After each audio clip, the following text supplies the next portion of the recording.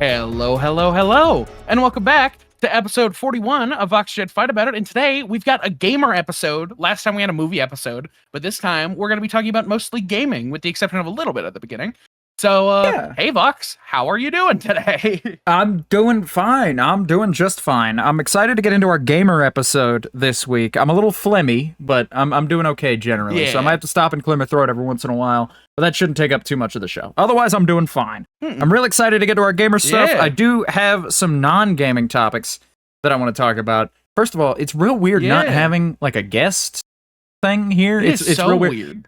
It's like I'm used to it now. I've gotten used to it as a regular like segment, our little guest review where we talk about how nice it was to have somebody on last week. And you know what? You know what, Jed? I want to talk about how nice it was to have you on last week. It was a real pleasure to have you on the show, man. It was a good time. Yeah, what was my guest review? How did I do? I'm glad you asked, because you did quite well, I think. You fit into the show perfectly. Dare I say, like you'd been there the whole time. It was a real good match for the show, I think. Yeah. I think so. I think I might have to follow up on an application to join. Applications to join this show. Dude, could you imagine? That would be really funny. That if we ever hit it like super big, I would love to do like a guest auditions episode where what we do is we just like send in your best like audio audition for like being why you think you should be a guest on Fight About It, and we'll just sit here and listen to them on the show and like have a good laugh. I think that could be funny. Like people send in their funnies in audio, and we like take a second and just like here's like, or like like an end of show thing of just like that's what plays us out is like here's today's guest submission, you know, like the fucking Wheel of Mythicality shit. You know what I'm talking about? Yeah, no, I know exactly what you're talking about. Like a little submission thing. Maybe we'll consider that over time. That could be fun. We'll put that on the ideas list. But speaking of like shit that's happening, we're moving recently. We're gonna be moving recently. Yeah. And one of the things about moving, I guess while we're talking about the show, we could talk about this too. You mentioned we were sitting in a voice call earlier, and you mentioned to me, "Hey man, I got my times mixed up." Oh no, it was over text even. I thought this, for some reason I was thinking this was over voice. I don't know why. Man, but we were texting about it, and you were like, "Hey man, I said I would be in at this time to record. I'm gonna be a little bit late. I forgot that daylight savings times happened," which it did happen just this past weekend for those who celebrate. And we're in the better time zone now, which is great. And I got a lot to say about that. Loving the amount of sun I'm getting. Loving that the sun goes down at like 8, 9, 10 p.m. That's like peak. I don't love the idea of the mosquitoes coming back around, but you know, you do what you can. Yeah. But you had said to me, yeah, I can't make it at this time. I'll be like 20, 30 minutes late. I'm sorry. That's on me. I completely forgot. And I woke up and, you know, feeling weirdly sympathetic today, having like an odd amount of empathy for me. I just responded, "No worries, man. It happens. I feel you. This shit is bound to happen when one of our times changes." Because Jed lives in Arizona, where there is no time change. And so, like, for him, the clock stayed the same, so he has to just adjust his mental math. And I was like, I was dead certain, because I was like, if it were me, I would slip up at some point. I'm sure he's gonna, and that'll be okay. We'll make it work. And he did, and that was fine. But then I was like, you know, of course I was like, yeah, no, that happens. It's fine. I don't blame you. It's not like we can't both like record an hour later. It's not like we both can't afford to do that, you know? And then Jed responds with something that shook me a little bit, and that was, "Hey, it doesn't matter. After all, we'll be like recording under the same roof in 2 episodes anyway. We've only got 2 more of these where we'll have to deal with time zones at all." And that, I'll tell you, was not a good thing for me to hear. That was a good thing for me to hear because I'm excited about the move, don't get me wrong. But the passage of time, dude, of just like, I remember like for me mentally, the move is still months away. Like it's like a couple months out where it's like, yeah, the move is close. I agree. Not that close, but like it really is that close. It's only like a couple weeks from now, and it's actually kind of dizzying to think about for me. But no, yeah, you just shocked me. You got anything to say about that? You got any thoughts, opinions on that specifically? I've got one more full Monday in Arizona coming up, and then that will be it. And I will wake up on the Monday after it and be driving to Florida. And that's fucking insane to me. I didn't realize that it was 2 weeks like already. It's really shaken me. But yeah, no, I watch this guy on YouTube, and believe me, this is relevant. I watch this guy on YouTube called Colin Furs, and he does like, I don't know if you know about him, you might. He does like a bunch of cool like engineering projects. And one thing that he's been doing is like a few years ago he put like a bunker under his backyard. And that was a really fun like series to watch.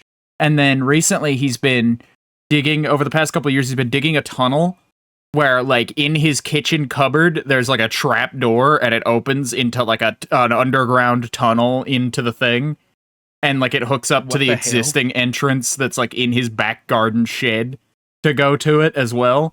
So like the shed, the house, and the bunker are all like linked by these like underground tunnels. And then he had the crazy idea of building like a garage underground, like under his front yard, like just excavate the front yard and put like a garage in where I can drive the car, which by the way, this man owns a DeLorean. I can drive my DeLorean up onto my driveway, and then a scissor lift will take it.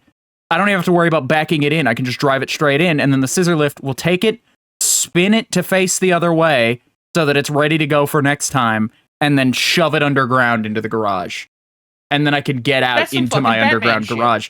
And that is some Batman shit. And it's really cool to watch him do it, like putting up I-beams and like pouring concrete. And it's been years. And like, I've been watching this guy, if you count from when I was watching him do the bunker project, I kind of dip in and out. Like I just check in every few months and go, oh shit, there's a new video up, cool. Because that's what he does, is he'll just fuck off for like 3-6 months and then put one 20-minute video out where like 3-6 months worth of progress happens in like 20 minutes, and it's really fun to watch. Yeah. But like if you count from back then in the bunker, I've been watching him do this for like 6 years, and he said something in the most recent one. The most recent one, he finally finished the garage. It's done. He's got to build the scissor lift for the car, but that's like the last thing to go in.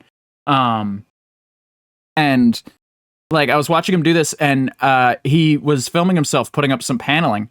And he's talking about how, like, yeah, I'm putting up this, I'm welding in this, like, steel paneling. This will be the last time that we have to pour concrete to, like, fill in the walls. And, you know, it's always, like, a project like this never quite feels real until you're doing things for the last time. And that sentiment has just pulled through so heavy on this move for me, of just, like, that's, like, the perfect wording for it, of just, like, it's setting in for me that the move is close, because it's like, this is like the last of, I've got, like you said, I've got one more full Monday in the place that I'm at. I've got, you know, I have to get up, like it's made my short term this week sometime to-do list of pack everything and reorganize everything that's in like the lofted storage area. Like I need to get in there for the last time and get everything out. I need to like deep clean the bedroom and the like living room for the last time. I need to, you know, like pack up the car. I need to like get the fucking bed unmade. I need to do laundry here for like the last time. You know, and all these last times just keep adding up, and it keeps making it feel closer and closer to me. And yet it still feels so fucking far. It still feels so like unrealistically far out to me. This move, it's crazy. I don't know. You know, it's just something I've been waiting on for a while, but, you know, nevertheless, I'm excited, of course. It's just, like, I don't know, you saying that earlier, just really, like, that and that, like, quote from earlier, I just thought it was, like, relevant and worth mentioning, because also, shout out Colin Furs, because that guy makes some fucking, like, phenomenal content, like, just some real good shit. It's like those, like, tribal guys who, like build swimming pools in the woods or whatnot, but cranked up to like 1 billion, dude. It's fucking wild. Anyway, I fucking love those guys who like build pools in like this like rural part of somewhere, and then you like go to Google Maps and you're like, oh, that's an excavator at one of their sites. They aren't doing this shit at all. Yeah, I loved watching those guys, those like channels get called out for that kind of shit. Cause like, of course, dude. Did you really think like, yeah, who thought this content was 100% real? I feel like I'm being told WWE is fake. Like, of course, dude. Yeah, it's an act. No way they're digging like a 55 like gallon like thing, even like a small one like that that's like only like 50 to like 100 gallons. No way they're digging something like that barehanded, dude. Are you serious? Mm-hmm. You gotta be fucking joking. Let alone like some of the bigger ones that they do. Like, Jesus Christ. There's a whole home interior dug into this hill. No way. You could see like excavator tracks too on the set too, which like I don't know why they even bother anymore. Like going out there, they genuinely could probably be just as successful being like, yeah, we've decided to build this pool somewhere because we wanted to. That was really the only reason why we did it. Yeah. Instead of like, yeah, I don't know. The best part is when they're like, yeah, we got the water from a river that was 30 miles away that we got with PVC pipes. Like, we just got PVC pipes routed. You're just from running 30 miles pipe away. that long downhill so that it'll like all run effectively. Like, just the most like caveman shit in the world. Like, just the most unga bunga straightforward solutioning, dude. It's fucking ridiculous. We should try to build shit like that in the front yard. I think we that would should. be the funniest It'd be great way to do that. It'd be a really funny way to do that. You should do that. We should film one of those, but it's like on the side of like the highway. Hey guys, like very clearly like in a 7-Eleven parking lot or something, like in civilization as much as you can be. Man. Like there are car horns and like traffic noises in the background. Lot. Yeah. Oh man. Going to an empty lot and fucking about. Thing to do. Yeah. But you're gonna like spring a water main or something. Hard. You gotta call fucking 411 before you do that shit, dude. But I gotta speaking of making calls, we got a call somewhat recently, a couple months ago, from my husband's grandparents, the same people who are like letting us have their old place. But like they're also like letting us have a TV. They were like, hey, we have this TV, and frankly, like, we just kind of want to get a bigger, better one for the new living room. Do you guys just want this? You can just have it. And of course, being like broke assholes in our 20s who like, I'm already dreading furniture shopping. I know how expensive it is. You know, I know how expensive furnishing an entire house is going to be. So of course we said yes and took the free TV. But then like a week ago, I get a call from my family that are like, hey, we got a new living room TV. And we've got this old one that's not a smart TV, so it's not really like worth anything to anybody. And we really just don't want to deal with the hassle of trying to sell it secondhand. Do you like want this for your move? And I was like, yeah, sure, I'll take it. And then we've got like some of my husband's relatives giving us like, here's a coffee table so that I can buy a new one. It's still a really nice coffee table, but I just kind of want a new one. Or this piece of furniture, this little thing that like is a couple $100, but like kind of just takes up space, and like, here you go, free secondhand housewarming gift, you know? And I'm realizing it's a lot of TVs. Free TVs. Why dude. A lot of TVs? I don't know.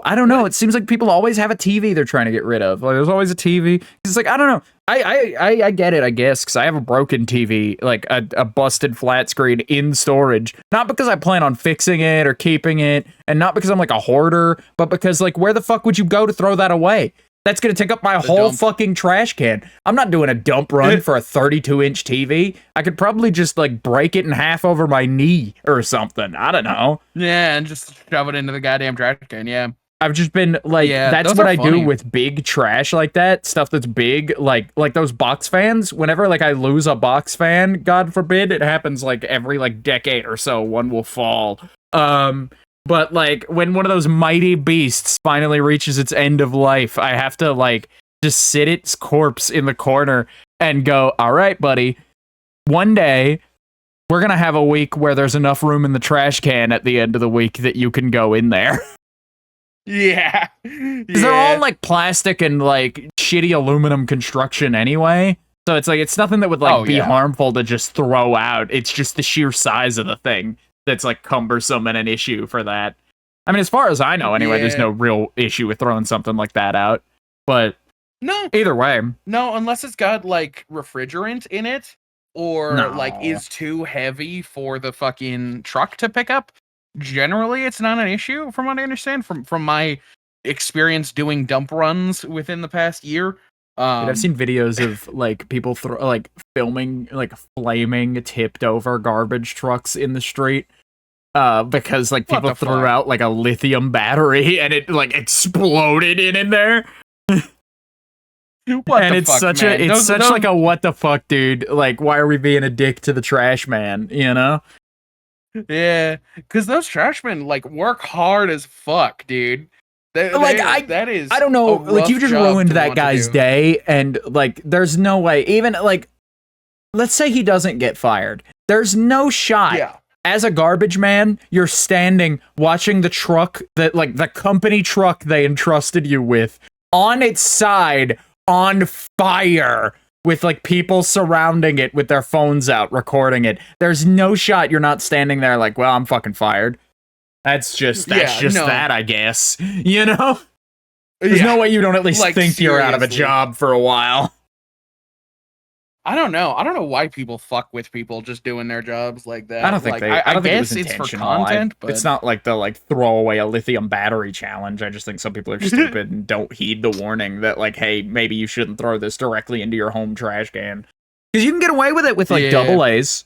You can get away with it with like regular batteries, but lithium batteries are a whole nother. But you still shouldn't, because like battery acid is like corrosive and really bad for the environment and really bad for like it's so bad that it is bad for the dump. It's bad for the landfill, dude. You know, and so like that's the time where you like keep a bucket of dead batteries and take them to like a fucking recycling plant every now and again. Like that's the move for that, I think. But for sure. The thing about it though is like you can't get away with that with lithium batteries. You can't get away with just like, well, it's just one battery one time. I'm sure I can just throw it away. I don't need to do all that disposal like rigmarole they tell you to do. And the garbage truck's on fire. You know, it's just that easy. It happens just that fast, dude. It takes nothing. Yeah, it's like fucking wildfires, dude. Wildfires just start. People are like, yeah, I can just toss my cigarette out without like fully stamping it out, and then it's welcome to fucking California wildfire number 300. Yeah, I can just leave this flame unattended, no matter its size. It'll be okay. It'll be fine. Yeah, you'll be alright. I have been known to leave a candle lit while I go to the bathroom and come back, and every time I do, I feel skeezed about it. Even though, like, I'll light a candle in the kitchen and leave it like all day, like out of reach of the cats and everything. But I'll just like burn a candle all day, and it'll be fine because it's just like, I don't know, you get a big enough candle, and I feel like the wax might put it out, right? Like, that's the stupid monkey brain thing that I do to, like, not be skeezed by, like, candles burning, is just, like, if this thing, like, the only way that this thing is going to start a fire is if it tips. And if it tips, the fucking wick in it will immediately be covered in a liquid, therefore suffocating it. It may do that, or it may just pour the wax onto a flammable object like a curtain, and now you've just made a bigger candle. You've just made a significantly larger candle. Yeah. Dude, you know what I think about often, speaking of fires? I think about the guy who invented the fire extinguisher.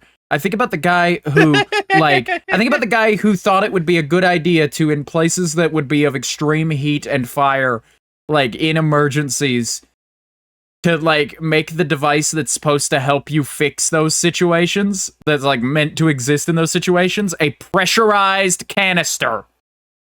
Yeah, and it all worked out for him, funnily enough. Yeah. They're pretty safe.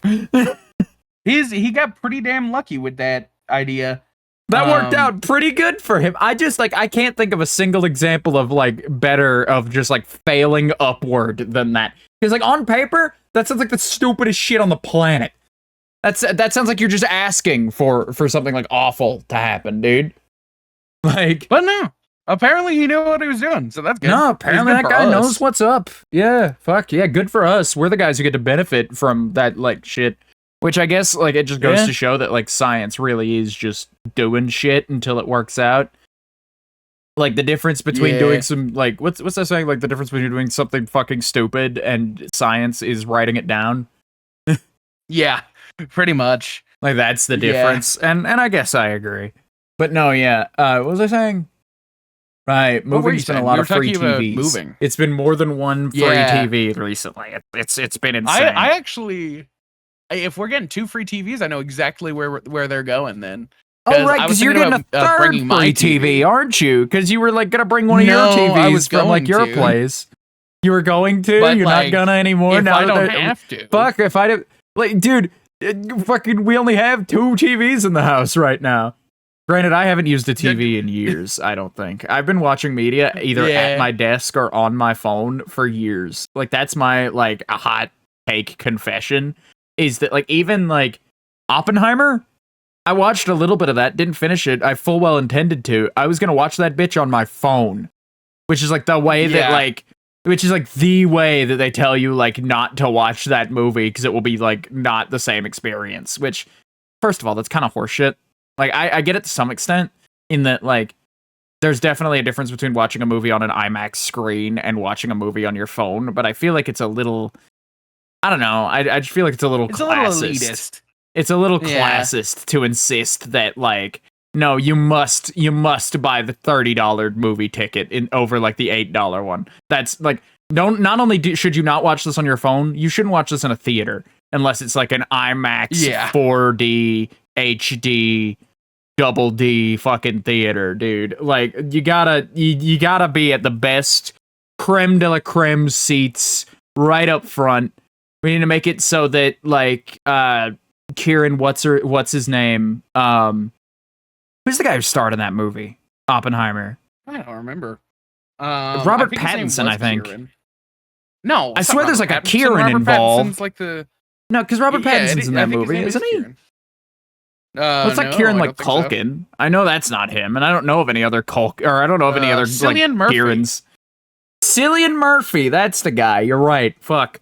But like, yeah, make sure that Cillian Murphy's like cigarette smoking face is like the biggest it's ever been. You ever sit front row at a movie theater?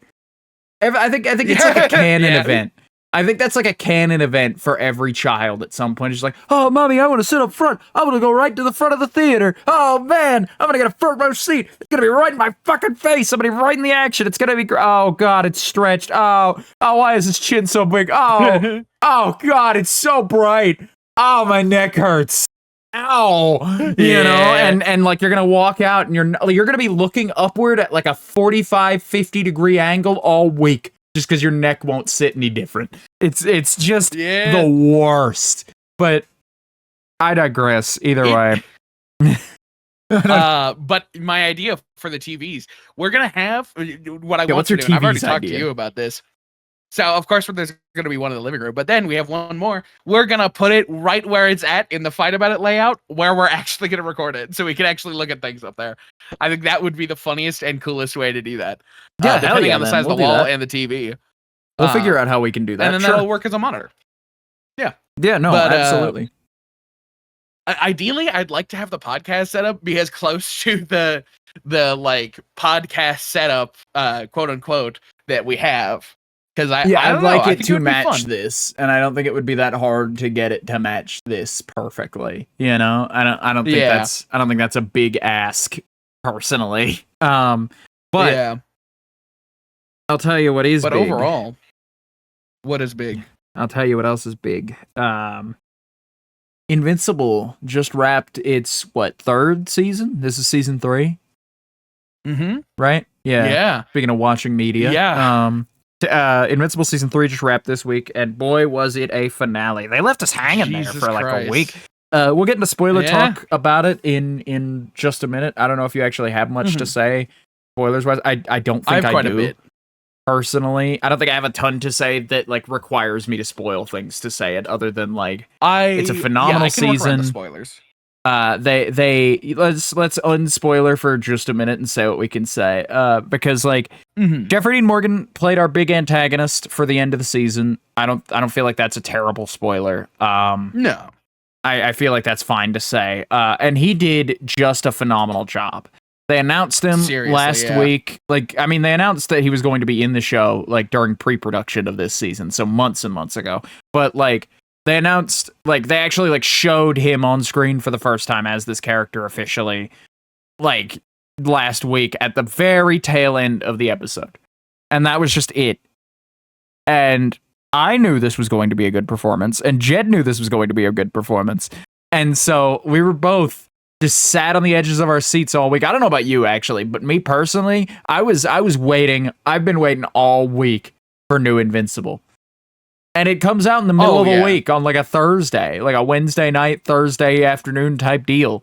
And like, even then, I couldn't get through my Sunday, Monday, Tuesday, Wednesday without thinking about like, shit, the next Invincible is going to be real good. Fuck, you know? And like even the week before, after that episode, I was mostly just thinking about the episode, but like I was also still thinking about, you know, Jeffrey Dean Morgan coming in and having a time. But I'll tell you though, I think the new season of Invincible was pretty good all around. I think now that they've wrapped, I've been waiting to talk about it a couple weeks on the show just because I was like, you know what? Season's probably about to end on like 8-9 episodes or some bullshit like that. So we'll let it end on 8 or 9 and then we'll talk about it. And so like now we're talking about it. And now that we are talking about it, I feel the need to say it was pretty good. It was really pretty good. A lot of people had a lot of problems with a lot of the animation. I had a problem with some of the animation myself. I get it.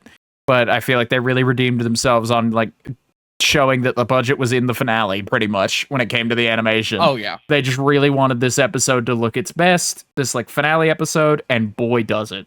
Just a spectacular like feast for the eyes.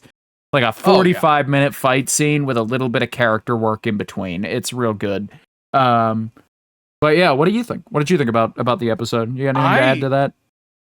I thought it was great. Or about the season as a whole, even. Yeah, the season as a whole.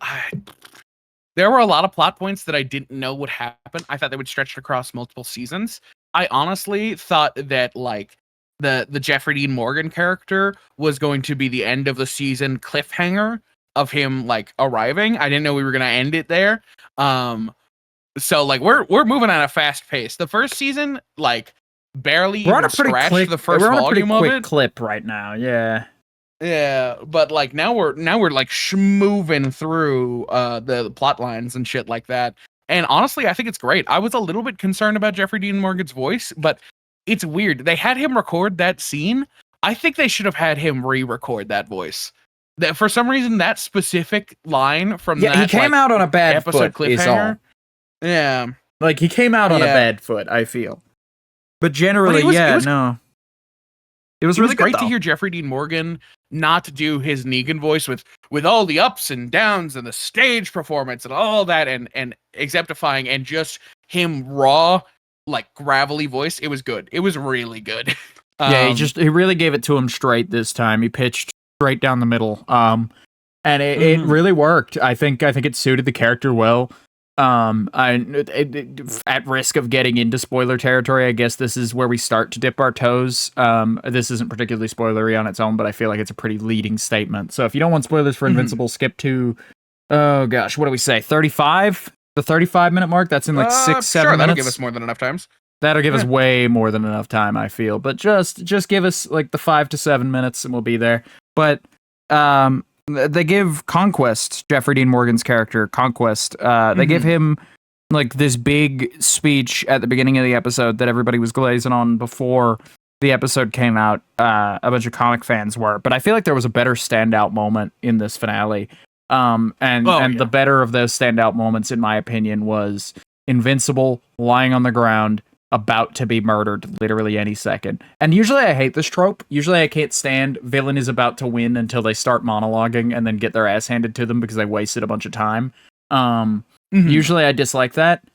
This time I actually quite enjoyed it because Invincible is lying there dead or damn near it, holding on to consciousness, staring up at this fucking like behemoth of a man like that I like the whole episode could not stop commenting on the fact that he's just built like a brick wall, dude. This guy's going nowhere. Yeah. And this guy is standing there and he's talking about how like conquest isn't even a name. It's just an objective. It's just a mission. And that like all of his people fear him, and the better he is at doing what he does, i.e. like taking over planets by like physical brute force, the more he does that and the better he gets at it, and the more accolades he achieves, the more frowned upon and the more like shamefully and fearfully viewed he is by his people. And it's like, you know, it just gave like this big speech about how much it sucks to do the dirty work and how like he can't even muster like the want to cry for himself because like he feels like nobody else would care. And that was such like a weird out of left field sort of like thing for this character, but they played it as and like he ends this like speech, and I was like the whole time I was listening I was like, this is really interesting for this character, but it's really strange to put it here in this spot. Like, why is he opening up all of a sudden? And then he just goes, take it to your grave, and then starts to like reel back for like a real big punch. And like that's the moment that moment ends, of course. But like, yeah, over the course of that, like it's played very clear as just this is just part of the like ritual of killing a worthy opponent for this guy. Mm-hmm. That he doesn't go to therapy, he does this.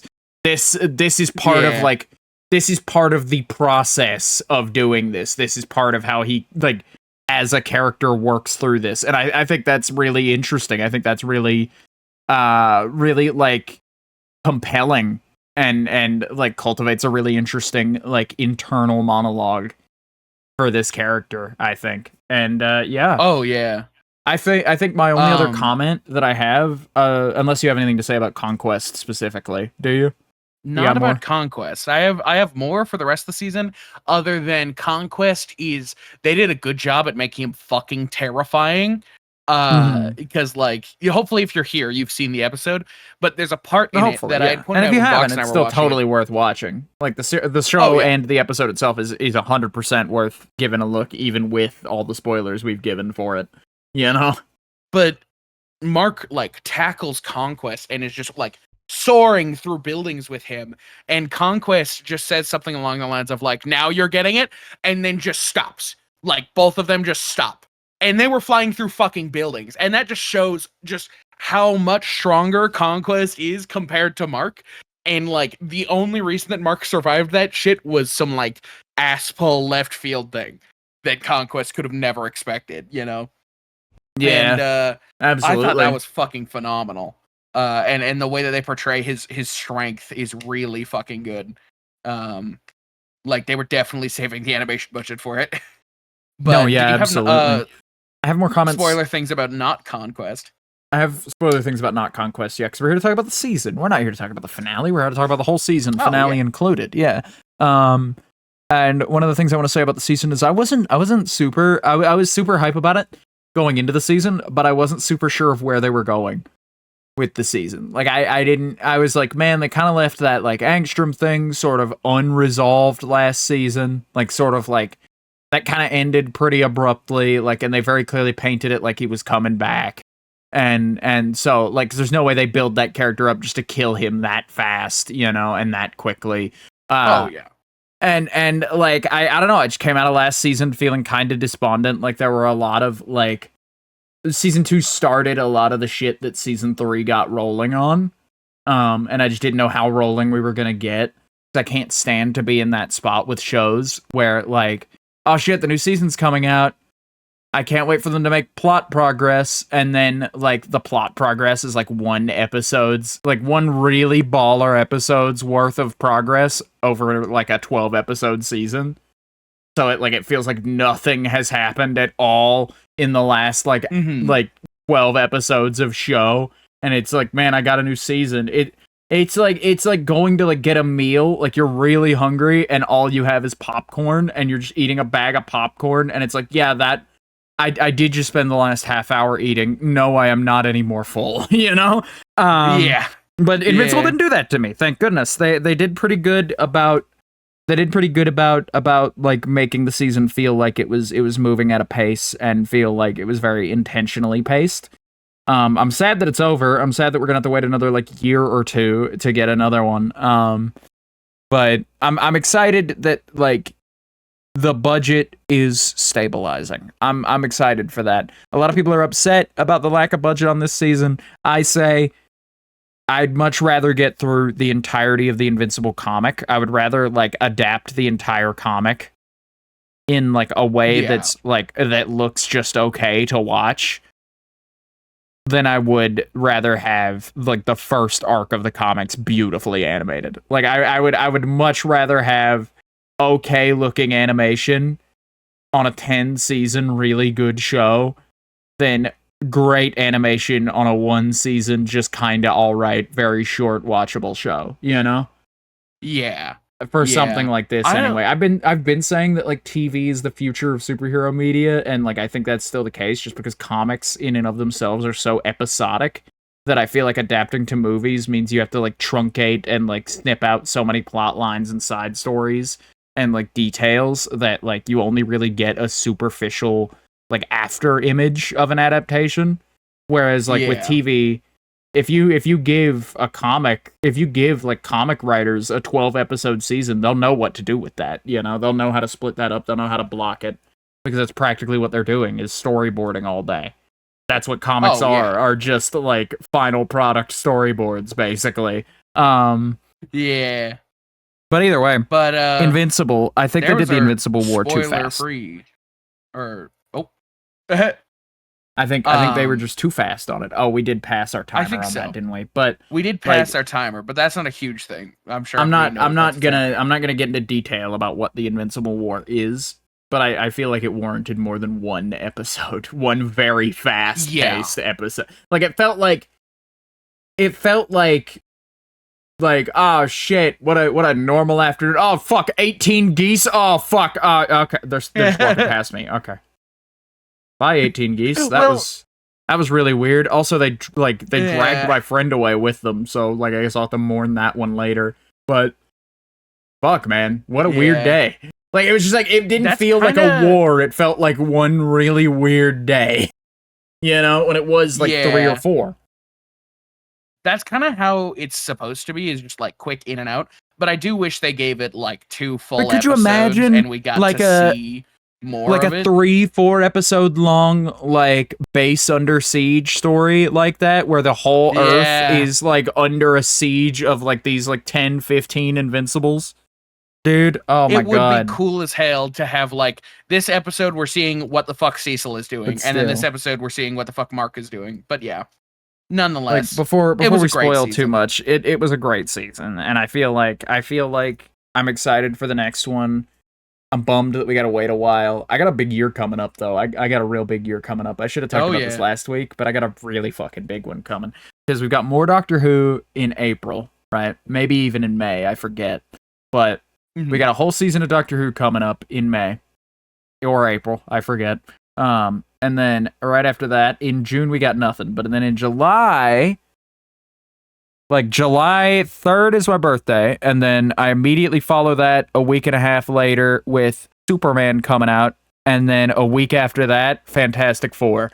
So I've got a big couple months of like media releases coming. I'm gonna be eating good for a little bit in terms of like shit coming out that I like, and then like I don't have anything in like this like for the rest of March up to like April or May or whenever Doctor Who is coming out, but I've got to move house in that time, so that time will fly by, you know? Like, I'm feeling real good about it. But Invincible, new season, pretty good. Invincible's new season, pretty good. I think we can both agree on Invincible. In my top 3 seasons of Invincible. It's in your season 3 is in your top 3. You wanna talk about where it ranks? So. Yeah, I guess ranking wise, I think it would go. We'll rank them. Actually, for real. Go ahead, do it. 1, 3, 2 is a pretty easy ranking. 1, 3, 2, as in 2's your best season, or 1 is your best season? No, reverse. 1 is my best season. Oh, so 1 in first place, 1 at 1, 3 at 2, and then 2 at 3. Okay. Yeah, I can get behind that. I think I can get very behind that. easily you could I switch think 3 and 1, but I think the setup you get I from think 1 2 is is firmly just in that back place. Yeah, not that it's a yeah. bad season, but it's Yeah. definitely the worst season, especially with Yeah. like that It was hiatus dead fine. center It of did it. a lot of setup. Yeah. Yeah. Very necessary, but not as enjoyable. Oh Yeah, man. for sure. But transitioning to another Mhm. Apple TV project. Filming for the Fallout show for season 2 has been going on. That's not And Apple TV, that's Prime. Or not Apple TV, Prime. Fuck, I'm thinking about Severance. I got Severance brain. They're both Yeah. Prime shows, is what I meant. Invincible and Fallout. Yeah. But Fallout is getting its next season. Still haven't finished the first one. I will come back to it. Probably in the pre-release, like once the hype shit starts rolling out for the second season, is probably when I'll pick it back up. Oh, hell yeah. Just so I can lead straight into season 2. Yeah. Just to put a number on that finally. But Fallout Season 2 sets have been leaked for New Vegas Strip and the Lucky 38. So we already had confirmation that like we were going to get some New Vegas homage in the new season. I don't know if we knew more than that. I'm pretty sure we didn't.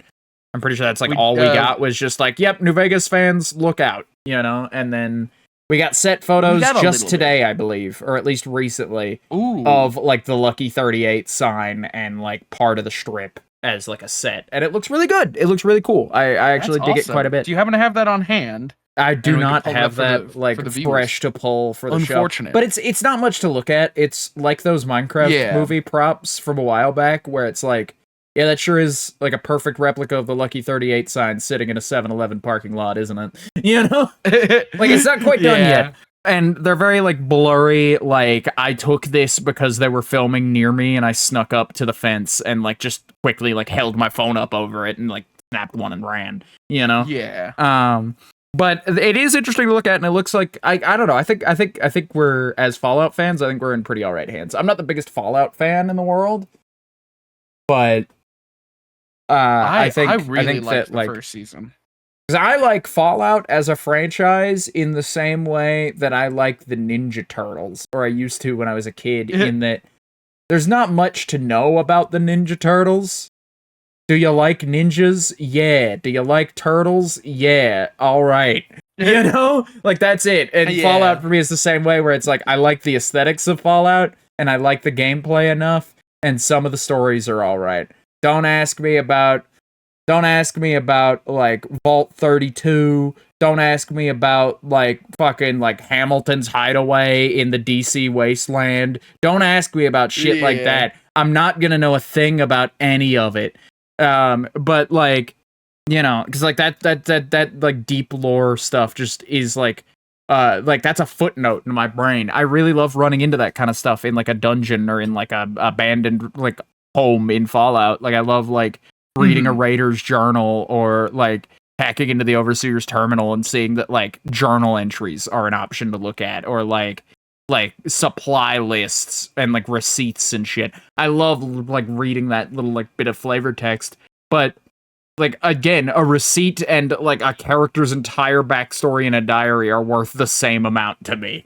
They're both just like cool, and then I move on. I don't really like you know, good thing you play as a vault dweller in like 90% of the Fallout games, or like so at least somebody with no knowledge of the world in the case of the courier because of the fucking head injury.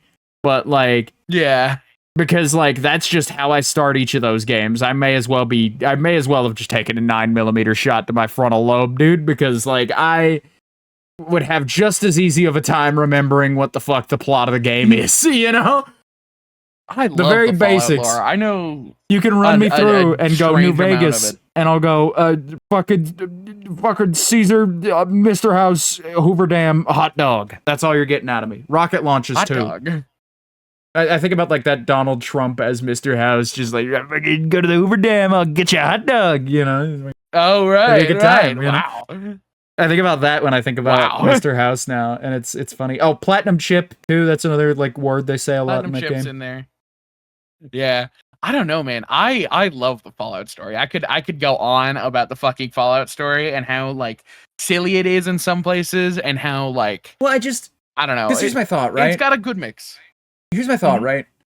I when I play a role playing game, I role play just a little bit. I role play to the point where does it matter to my character? No, then it doesn't really matter to me. What the fuck do I care what the Jarl's doing? I'm just a guy living in Skyrim, like going on adventures. Yeah. I got fucking like mud crabs to kill, dude. I can't be fucking around about like the political state in Oblivion, dude. I can't be fucked with that. Yeah. Is Vault-Tec evil? Probably. Did they cause all this? Almost certainly. Do I care? Not really. I got a platinum chip to go get, dude. That's got nothing to fucking do with me. Why is the world a wasteland? I don't give a fuck. You know? Like, that's the beginning and end of it for me. Except for 4. I care in 4 because my character cares. Yeah. But, you know, otherwise I don't really care. New Vegas is the best one for like role playing in because it's so open ended. I'm just There's here no to like deliver the I need mail, to find man. my dad. Yeah, and there's no like I need to find my son. It's literally just like, dude, I got shot in the head. Do whatever the fuck you want with that information. Dude, some crackhead held me at gunpoint and stole the cargo. I am an Amazon truck driver. What do you want to do now? You know, that's how you wake up in that game as an Amazon delivery driver accosted by some thugs, some like fucking crackheads. Some thugs and a dude in a fucked up suit. And they want a coin. They just want a nickel off you. You're dying for a nickel, dude. Oh man, shit's ridiculous. Game. Well, yeah, what a game. What a good game. But I'm glad it's getting some representation in the show. That's what that was about. But speaking of good games. Speaking of good games, you want to talk about another good game? Bring us a good game. No, you haven't had a topical show. I was going to pull us a good game. Go for it. Yeah, pull us a good game. Sea of Thieves. We're sailing with the team, or whatever the fuck that dumbass TikTok audio was. We've picked up Sea of Thieves recently, and I have a long history with Sea of Thieves. Because my uncle was like super hype about it, to the point where he pre-ordered a copy for me and my sister and himself. So I've been playing Sea of Thieves since day one. And it is a good time, and I played a little bit when it first came out, and then I played a little bit more around COVID when like we weren't doing fucking anything anyway. And then I dropped it for a pretty good amount of time. Before one of the friends that I had played a little bit with had brought it up and was like, hey, you want to play that again? And I was like, yeah, we can get everybody else in. And so we got Vox and his husband in on Sea of Thieves. And Jesus Christ, playing Sea of Thieves as like a veteran Sea of Thieves player with new Sea of Thieves players is fantastic. It's genuinely a really good time because like they are so you guys will get so like, oh fuck yeah, we're fucking pirates, dude. But it's like, yeah, I've parked the boat like this a million times, but yeah, we're pirates actually. Actually, you're right. Yeah, we are pirates. And then I get hyped too. It's great. Yeah, because I remember we were getting in for a session, and I've played before. I played with you a little while ago, through like Game Pass, like a number of years ago, but not very much and not for very long. But this time, like we're really getting into it. Like we're coming up with characters. There was a session we played time before last, where we spent like 20-ish minutes going out of our way because we still had all of our pay for like the last like time we logged in and played for like 3 hours. And did like 4 different missions. But like, so we had a bunch of money and we're all like, you know what? We're pimping. We're gonna come up with the most gaudy pimp outfits because there are a lot of like feathered caps and like corsages on coats in that game. So it's very easy to make like a pimp fit accidentally. Yeah. And so like, we were like, you know what if we lean in? What if we intentionally try to make the most pimp-esque outfits possible? What if we're wearing the most gaudy, like red and gold, sort of like shiny, sequined, like mine's got chevrons on it, yours has got like flowers and vines, the whole bit. Yeah. You know?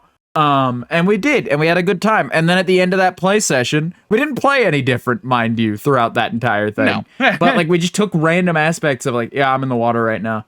What does your pimp like to swim? Yeah, he's a strong swimmer. Like we're doing like bits like that the whole night, where we're like adding on to these pimps on a boat characters that we're doing. Like on our like we're like We're not like setting sail for bitches or anything either. We're just pimps who happen to also be pirates, or like vice versa. Yeah. And then the play session comes to an end, and I jumped off the boat as a bit, and then I was like, nope, this is a character drunkenly. moment. I went to the bottom, I went to the keg, I filled up my cup, I drank as many cups as I could. I kept drinking until my character started uncontrollably vomiting and could not stand still. And so I just walked him out onto the deck, vaguely in the direction of the plank, and let him stumble off. And then just started stumbling around the ocean floor until he died at the end of the session. And then I Alt F4'd the game and went, that's it. That's the end of my pimp. Well, no. We had actually, like, I had also... Oh, no. Because we went to, like, the afterlife. We went to the ferry, and the little boat they put you on when you die. And we sung a song. And so Vox and I... Well, they were like the other Basil and the other guy that we were playing with, the other person we were playing with, were just like buying their shit at the time. Fill our lobby out, yeah. That makes it sound like we're not friends with them. We are friends with this person, but we had like I had burned down the ship, and we're just playing songs in the afterlife on the ghost ship. Like that's how our pimps like lived their afterlife, was playing on this boat. They're just playing their little hearts out forever on like the ghost ship at the bottom of the ocean or whatever. We're like having a time. And I think the rest of our friends on the crew though were like, why the fuck did you sink the ship? It was so awesome though. Yeah, they were all so mad. They eventually joined us. You know, we end up playing dress up a lot in Sea of Thieves, I feel. We end up playing dress up a lot, and I don't mind it. But like we haven't actually played Sea of Thieves recently. Like, the last 2 times this week, we've tried to boot Sea of Thieves and play Sea of Thieves. Something happens, and just... Last time, the game just chose that voice chat and, like, the text-to-speech text chat, even though the text-to-speech text chat is disabled, and the speaker is hardware disabled, like, everything short of, like, cut the cable on it, you know? It's opted that, like, the built-in speaker on my new monitor was just where that particular audio source and nothing else was coming from. And I spent, like, 30 minutes, and then I finally got it to stop happening. And then it stopped for, like, 10 minutes. I thought I had finally done it. And then it happened again, and I had to quit the game. We hadn't even left port yet because of that shit. And I had to stop because I was just, like, sitting there getting irritated with it. Because I was like, what the fuck? What kind of shit has, like, I get that Rare isn't quite Microsoft, but they do make some Microsoft-esque choices sometimes of, no, use the Windows menus. Go use the settings menus that we move everything around in every 2 weeks. And sometimes we'll just delete an option and you'll never have access to it again. Eat shit. You know? Like, it's a lot of that with, like, Sea of Thieves and, like, Xbox-published games on PC. I find. Yeah. I did end up... I got so sick of it, because I had it on the Xbox launcher, of course, because it was pre-ordered for me on my Xbox. Oh, right. You want to talk about money? You want to talk about your irresponsible decisions? And, man, I bought Sea of Thieves on Steam, the, like, Ultimate Edition for $60, because I was like, fuck it. I didn't buy this game in the first place. I'll just pick it up. And I ended up paying for the Ultimate Edition so we could get a cool-ass rare ship thing. And honestly, it was worth it. It was worth it to never have to use the fucking Xbox launcher again. Because I think we've talked about it before. Of like Steam got it really right, and everything else got it really wrong. I think so. Including the DLC cost, would you have paid like the full 60? Would you have gone a full 60 to not be in the Xbox launcher? No, I wouldn't have got a full 60 to not be in the Xbox launcher. And like the only real reason that I got those bonus ones was just because I wanted to have them. I just wanted to fill up my thing a little bit more. That, and you might as well. Yeah. Like you've played the way you justified it to me made sense. The moment you did it of just like I've played enough Sea of Thieves.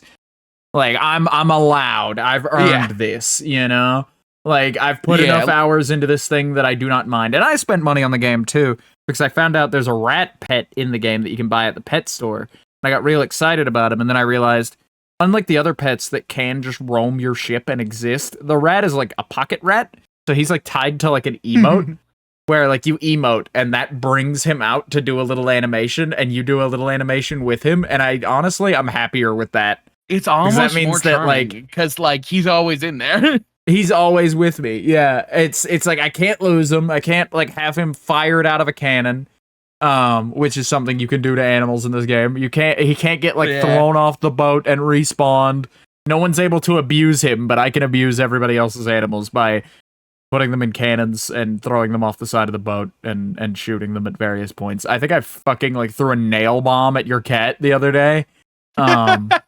Like one of those one of those ones that like explodes into just nails and glass shrapnel, you know? I had also paid for a new cat the night before. Oh, you got right. You want to talk about your cat? You're fucking like my husband got one of those like shitty little whippet dogs. Yeah. They got a little whippet dog, and I was like, oh, I should look at the cats and see what they had. And they had this like wooden robotic-esque red and black cat with gold accents, and I was like, oh, how could I not? And also, I already had a cat in that game.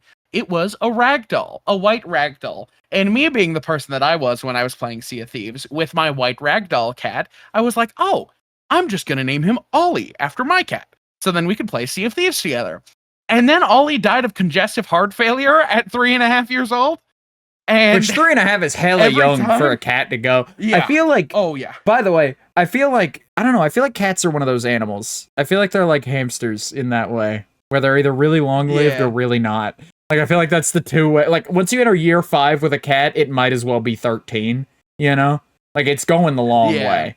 There's no, like, you've made it out of the woods on, like, the period where a cat can just, like, can or is likely to just get itself killed at some point, you know? Yeah. But, like, anyway, every time I would play Sea of Thieves with somebody, I would pull out the cat and go, oh shit, I can have my dead cat with me. This is my dead cat. Say hi.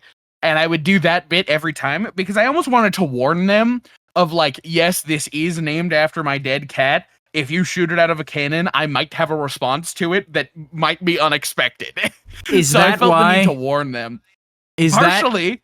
I feel like, because, okay. So the other night, speaking of things you can do to animals in this game that I've mentioned, the other night you were like, oh yeah, check this out. Once the second that Basil's dog was like safely on board the ship, the second that my husband's like newly bought pet was on the ship, you were like, oh yeah, check this out. Did you guys know you could fire shit out of cannons like dogs?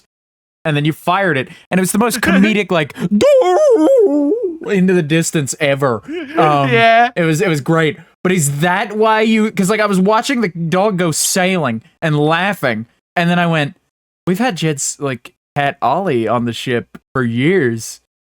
He could have totally demonstrated this feature to me at any time. I didn't figure like, I don't know, dude. I love my animals to pieces. And like I've lost real loved ones that if somebody depicted like a cartoon facsimile of them getting fired out of a cannon, I don't really think it would affect me emotionally to see that, you know. But it's just like it's such like a comical thing. Like I understand you were understandably affected by violence against your cat, but it's the fact that the violence is such a comedic violence, like just like a cartoonish. Like and I may as well drop the fucking anvil on the thing. Yeah, yeah. Like it was just you did it with your old new cat too. I don't want to shoot this cat out of the cannon, dude. He's dead. He should rest in peace. Like if he's in here, like. It's fine to have like, yeah, I'm going to go on a little adventure with my dead cat. Sure, he can live on in spirit and Sea of Thieves. But then it's like, man, do I want to have this thing fired out of a cannon? That feels disrespectful in some way. Yeah, no, I feel you. But Sea of Thieves has been a good time. Sea of Thieves has been a good time, hence why I even spent money on it. It takes a lot for me to spend money on a microtransaction. Because once those floodgates are opened, I'm looking at the battle pass and going, well, the battle pass isn't that much more expensive than the thing I spent money on. How much is it? And what do I get in it this time? You know, like what would be this month's stuff for the battle pass for this game? And then that's just where the slippery slope begins. And then I end up buying a battle pass, like at the, like knowing full well, like I shouldn't do this. We're going to be not playing this in 2 weeks. And it's just going to suck that I have this, you know, like I'm not going to play it often enough. Even if I do, like for that long, I'm not gonna open it up often enough to grind out this whole thing. Therefore, it's not really worth it. And then I end up doing it anyway. It's just the way things go. Battle passes can get you, dude. They really like lure you you specifically in, yeah. fall victim to battle passes because it does feel like a sweet ass deal. It feels like a sweet ass deal because like most of them, in most cases, like the Fortnite one gives you enough V-Bucks in it that like you can leave that battle pass with like after paying in the 1,000 V-Bucks, you can get 1,000 V-Bucks from the battle pass or more even. Mhm. Like you can get the cost of that battle pass plus like a couple hundred extra to like pick up an emote or something. And it's like, dude, why would I not do that? It's free money. It's free shit if I earn all of it back. And that's how they get you. If you earn all of it back. Oh yeah. You know? And so like you play Fortnite for like a week and a half, 2 weeks, and there was a point where this happened to me where like I wasn't gonna let it because I was like, man, I'll just grind it out. I'm just gonna sit here and play Fortnite Festival every day for like 2 hours a day, and that'll do it. And that just wasn't enough. I got return on investments, like started getting lower and lower, and they fooled me, dude. I totally could have done it if it kept pace with me, but like it just got to a point where I just wasn't getting any XP for doing anything I actually wanted to do at all. And I was like, I'm not gonna become one of those guys that just sits with fucking Lego Fortnite open AFKing for 4 hours. Yeah. Because I bought the battle pass so that I would play the game, you know, and I play the game to earn shit in the battle pass, and it becomes like a vicious cycle of like, I'm playing a round of Fortnite right now, not because I want to play Fortnite, but because I gotta. I've put in too much money not to play Fortnite. I can't afford to not play Fortnite right now. I've hit like the unemployment gamble, dude. Yeah. So like, dude, I just have to keep playing Fortnite. Yeah. But regardless, battle passes get me. It takes a hell of a lot for me to spend money, especially in a game like Sea of Thieves. But we've been playing a lot of Sea of Thieves lately, and I've been having a pretty good time with Sea of Thieves, I gotta say.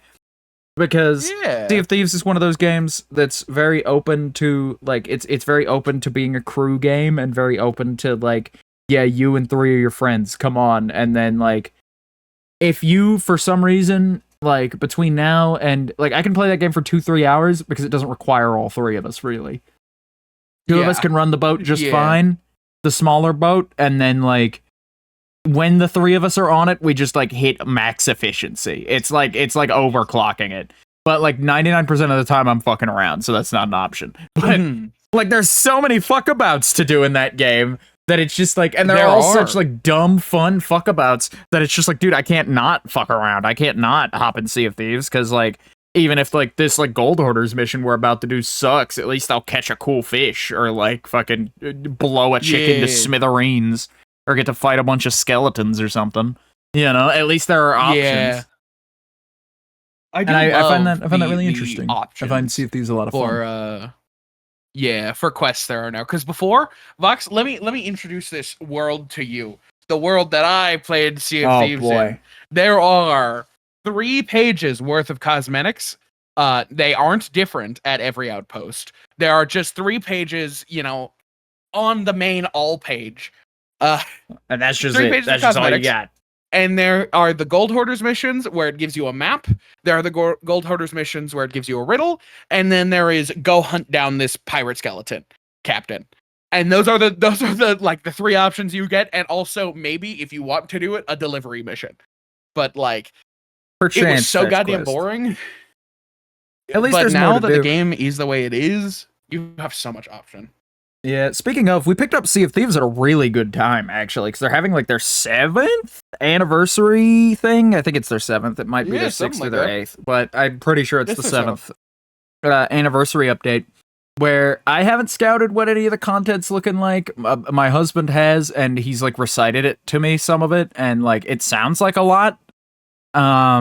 Nothing like huge, but like the most exciting thing to me is that I'm excited to log into Sea of Thieves this weekend because there's going to be a huge event update, which means millions of other people like us who like Sea of Thieves but like just didn't happen to be playing it right this minute are going to start logging in. That's my favorite thing. Player interaction in this game is like top tier. It's really fun. Yeah, like it's really fun to just because like usually you're fucking around. And either the guys around you are fucking around too, in a way. Even if they're like role playing, like we've seen ships of people like role playing real pirates, but they're still kind of just fucking around.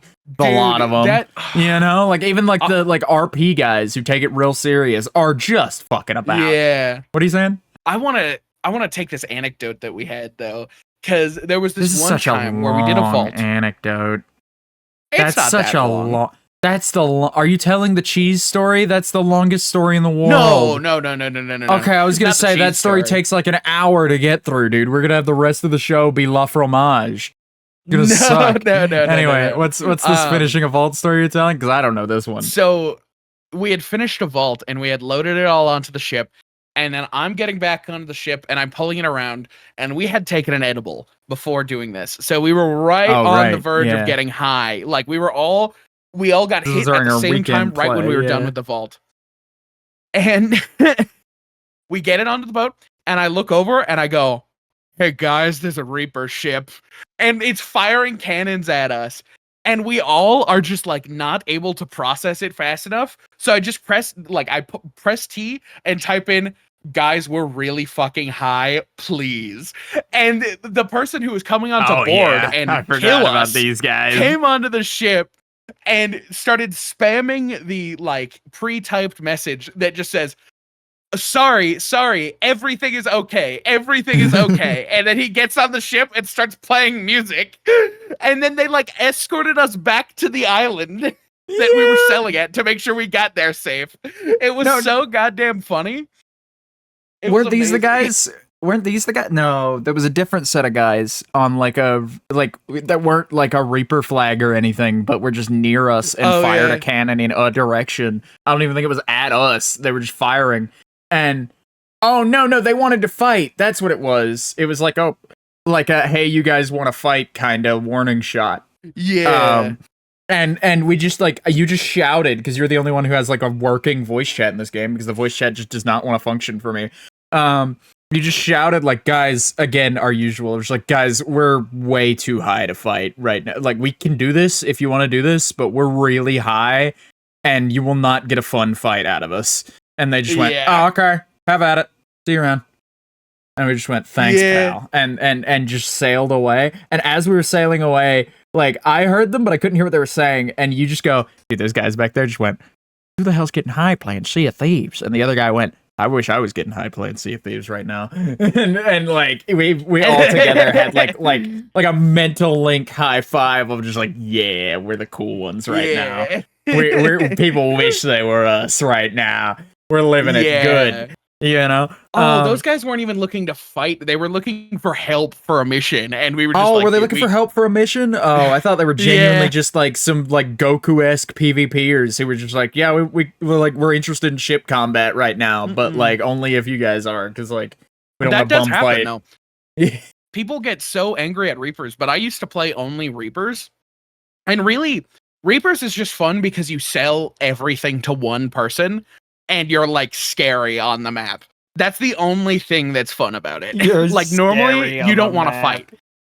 Well, yeah, because like when you're a Reaper, you can see Reapers on the map at all times. Yeah. It's just like, I guess it's scary in that like in the way that you're just like you're wearing a big flag that just says "Come get the smoke," you know? Yeah. Wearing a fucking "Come and Take 'em" shirt, dude. With like a cannon on it.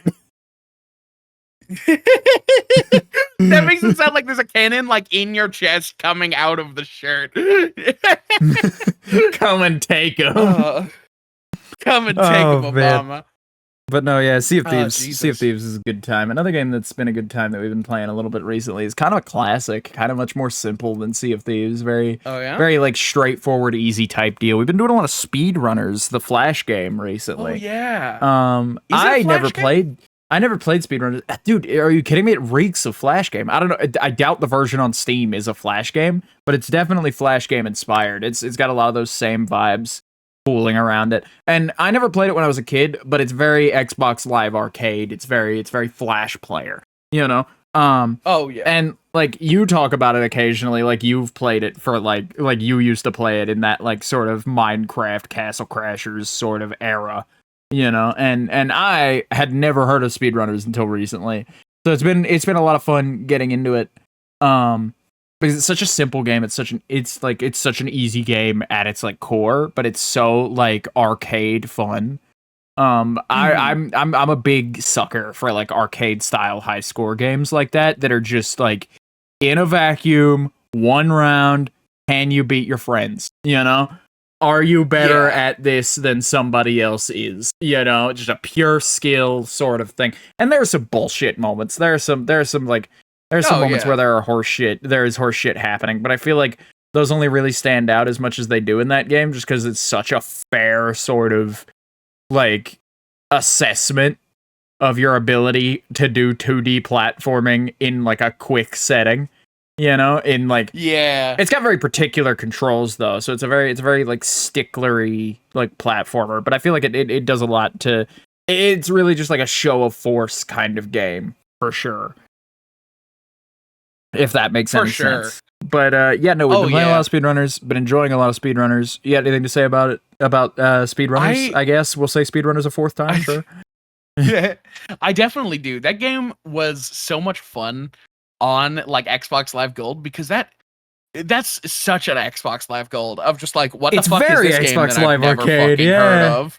Right there And in then like it's Castle like, Crash. oh, It's shit, very this like is I'm fun. just on the store. What do you mean this is only like 200 fucking Xbox Live points or whatever? What were they? Gold points or something? Yeah, gold points or something like that. Or something like that. They were like they had a name. Ah, fuck. Well, whatever. I think they were just Xbox Live points. Yeah. Frankly, but like whatever. It's whatever. But yeah, no, it definitely is one of those like what? This is only like the cost of a mobile game or free, even better. You know, for a kid that age, just like I don't know about you. Every device I had, like on the iPhone, it was the App Store. On PC, it was Steam and like Flash gaming site. Anywhere that would let me play a video game for free. I was hitting the download button every time. I'm checking that shit out. A free game's a free game. And so I've played a lot of dog shit in my day, but I've also found like a lot of like weird fucked up gems that way. At some point when I was a kid, I got really big into just like fuck it. Instead of doing that, what I'm going to do is I'm just going to download the entire like library for like an 8 or 16-bit console and just scroll until I find a title that interests me, and I'm just gonna hit play on it and just play it until I get bored of it. And that is also a lot of fun. But like that sort of like it is that sort of game that you find, that sort of like a gem that you find while you're just sort of like scrambling around. Like what's this? Speedrunners, fine, sure, looks like fun. I'll play it. It'll take like 5 minutes to download. Well, it was fucking like 2012, so realistically you're like looking at like half an hour. But like I'll hit download on it. Mom's making hot dogs, I'll go get one of those, fucking have a moment, and then come back and I'll be playing some fucking Xbox, baby, let's go. You know, it's so one of those games. It is. And like introducing it to you guys again, because I don't know, we've been doing games that I used to play when I was younger. Been taking the nostalgia tour on them. That's fine. Yeah. But like that game is so much fun for us specifically because I totally forgot how to play the game because I'm on PC now and that's not what I wanted to play the game on when I was younger. But like the progress that I've seen us all make where it was like, yeah, Vox was out first and then I was out and then it was Basil. And then there was a period of time where I had grinded a little bit to get some more of the maps so that we could see more maps. And then I was winning with Basil in second place and then you. And now it's pretty even, I think. Like we're pretty able to get a good amount of you know what that was? Wins. What was it? When Basil started winning harder, you were winning in the beginning because you had more experience with the game. And then that very quickly became you were winning because you returned to the single player first. And then Basil played a little bit of the single player and then came back and started crushing ass instantly. And I was like, okay, I just need to play the single player. So I started playing it and now I'm crushing ass instantly. It's just an experiential gap is all it is. It's like, that's another thing that makes this so much fun is that the more we play, like I am like generally, you have a bum night with it, of course. Sometimes you're just bad and you can't really do much for it. But like, generally, like the graph of like how good I am at this over time is a pretty steady upward slope. It's like I'm pretty well assured that if I were to boot the game right now, I would play better than I did last time I booted it. And next time I will be better than I was this time. You know? And that's Yeah. part of like the draw and what makes it so fun, despite being such just like an easy to grasp thing, you know. Oh yeah. At No, least that's what I'm speedrunners feeling about it. is just a really good time. Um, and like, I don't know. Do you have anything else to say about speedrunners other than that? Other than Not just really. I kind of said like 3-4 mouthfuls of shit about speedrunners, dude. I've yeah, speeded out, dude. I've sped up. I'm your good. speed. Oh I'm shit. speed, dude. Sure, fine. I am speed. Whatever. The piston cup will Yeah, be fuck it. mine.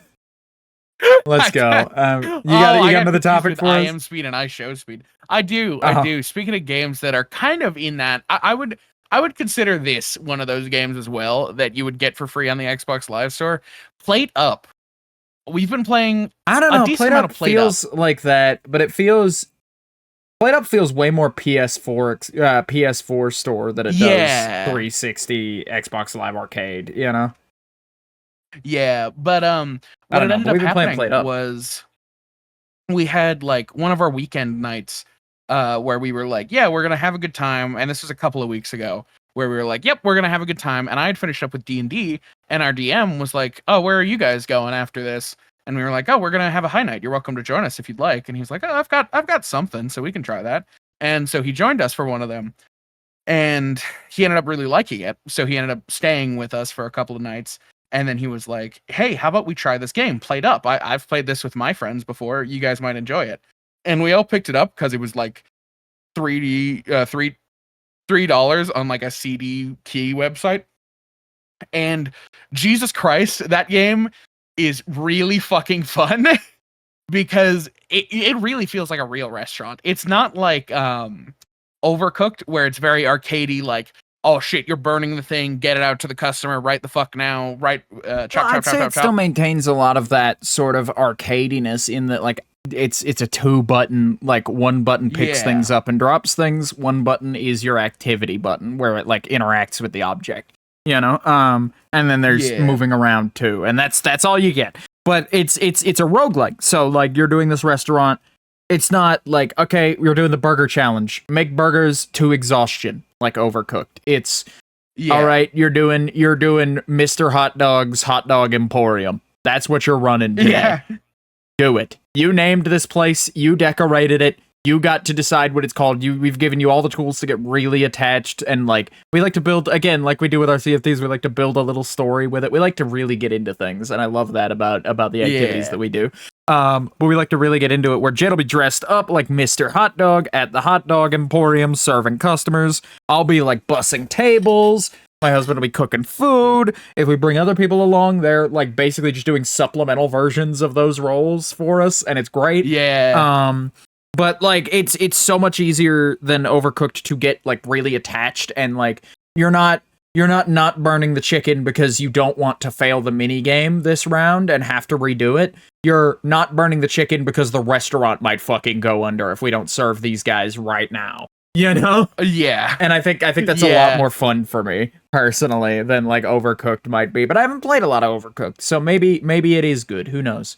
You are right though, because like you have a lot more agency over what happens, because it's like you actually have to yeah. serve the customer and clean their plates instead of just like you just have to make the food.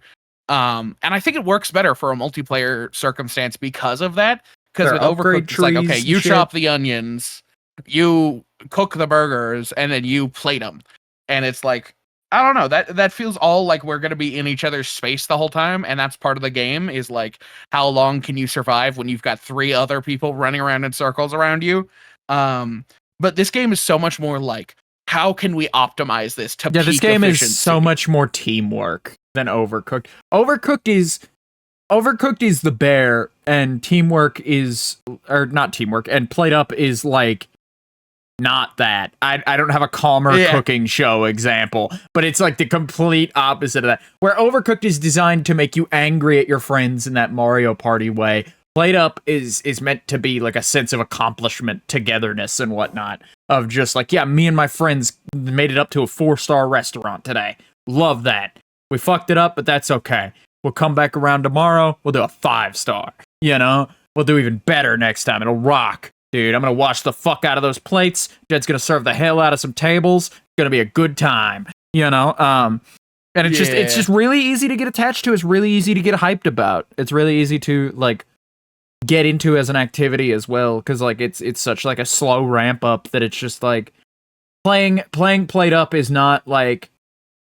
Usually when you guys suggest a game, I'll be honest with you, usually when a game is suggested to me, that like my immediate thought is like, what's the most hectic version of this game? What's the most like what's the worst thing that can happen to make this the most eventful play session possible? Now imagine playing that right this second. Like that's what's going to happen when you click play on the game today. And so that's why whenever a game is suggested, I'm always like, I don't know, guys. I'm not sure I can get into all that. But like Played Up is such a slow burn at the beginning. Like the first like 2-3 days, you're safe pretty much. Or at least at my little dishwashing corner of things. And so it's a lot easier to agree to Played Up and then like just go with it. It's a lot easier to like get the game into gives you certain like a other buffer games. period too. That too, like yeah. One failure is full failure of the restaurant. So the fact that you have the first 2 or 3 days to like, shit, we fucked up because we were accidentally making the meat pies like this instead of like this, like we should have. It gives you time for that fuck up. You really have to like I really sit in it for a minute, and then like it gives you like time to recover from that fuck up on like in like a new way, or like learn from it for your next restaurant. Yeah, it's a lot of that. But no, yeah, Played Up has been a really good time. Played Up has been that's another game that we've been playing a lot lately that I feel like goes on our list of recommendations this week, because it's like it's a pretty solid experience. Oh yeah. You got any recommendations for gamers? Oh man, do I have any recommendations for the gamers out there? I've got very little. I've got very little to recommend. But I'll tell you what, the Steam Spring Sale is here. As of like today. I haven't at all even begun to take a look at what's on it and like what's available through it. And I plan to window shop later tonight. But this is always such a fun period to be in. I always find myself disappointed when I actually look. But before I look, I feel like a kid on Christmas morning who hasn't left bed yet. Like, I don't know what under that tree looks like just yet, but I know there's going to be something, and that'll be great. Except now I'm an adult and I have to pay for all the gifts, and they're full price. Sometimes, or close enough to it that I don't want to. But Steam sales have been pretty reliably pretty good for like since forever. It's just the issue I'm running into now with them. On this episode of Vox Explains Why Everything in the World Sucks lately. Steam sales suck because I already own all the video games that I want. I already own them all. I kind of run into that too. Everything that I'm even remotely interested in that's on sale is stuff that I bought 3 sales ago and haven't played yet, but I'm not particularly excited about playing right this very second. I don't know. I'm like that. I'm such a weird little fucker about things where it's like I like modding my consoles, and then I like the activity of modding it. I like the activity of troubleshooting things. And then when it's troubleshooted and ready to go, I don't really care for it. I like shopping. I like buying things, like utilizing those things on a day-to-day. Not usually. I'm a little more optimistic than I would expect when shopping. And so, like, when it comes to games, it's just like, GTA 4. I had a hell of a good time with that when I was a kid. I should pick that up again. Haven't played it. Bought it not last winter sale before last, I'm pretty sure. Like, winter sale 2022. And I still haven't even booted it. I installed it the other day. I intend to boot it now, but I haven't even booted it yet. So I find that Steam sales tend to be pretty disappointing for me as of late. But who knows? I'm hopeful this time that I will find a gem and be able to report back. A few games that were like have been in like Next Fests that I enjoyed a lot came out last sale. So maybe we'll get another wave of those, and some stuff on my wish list will be done.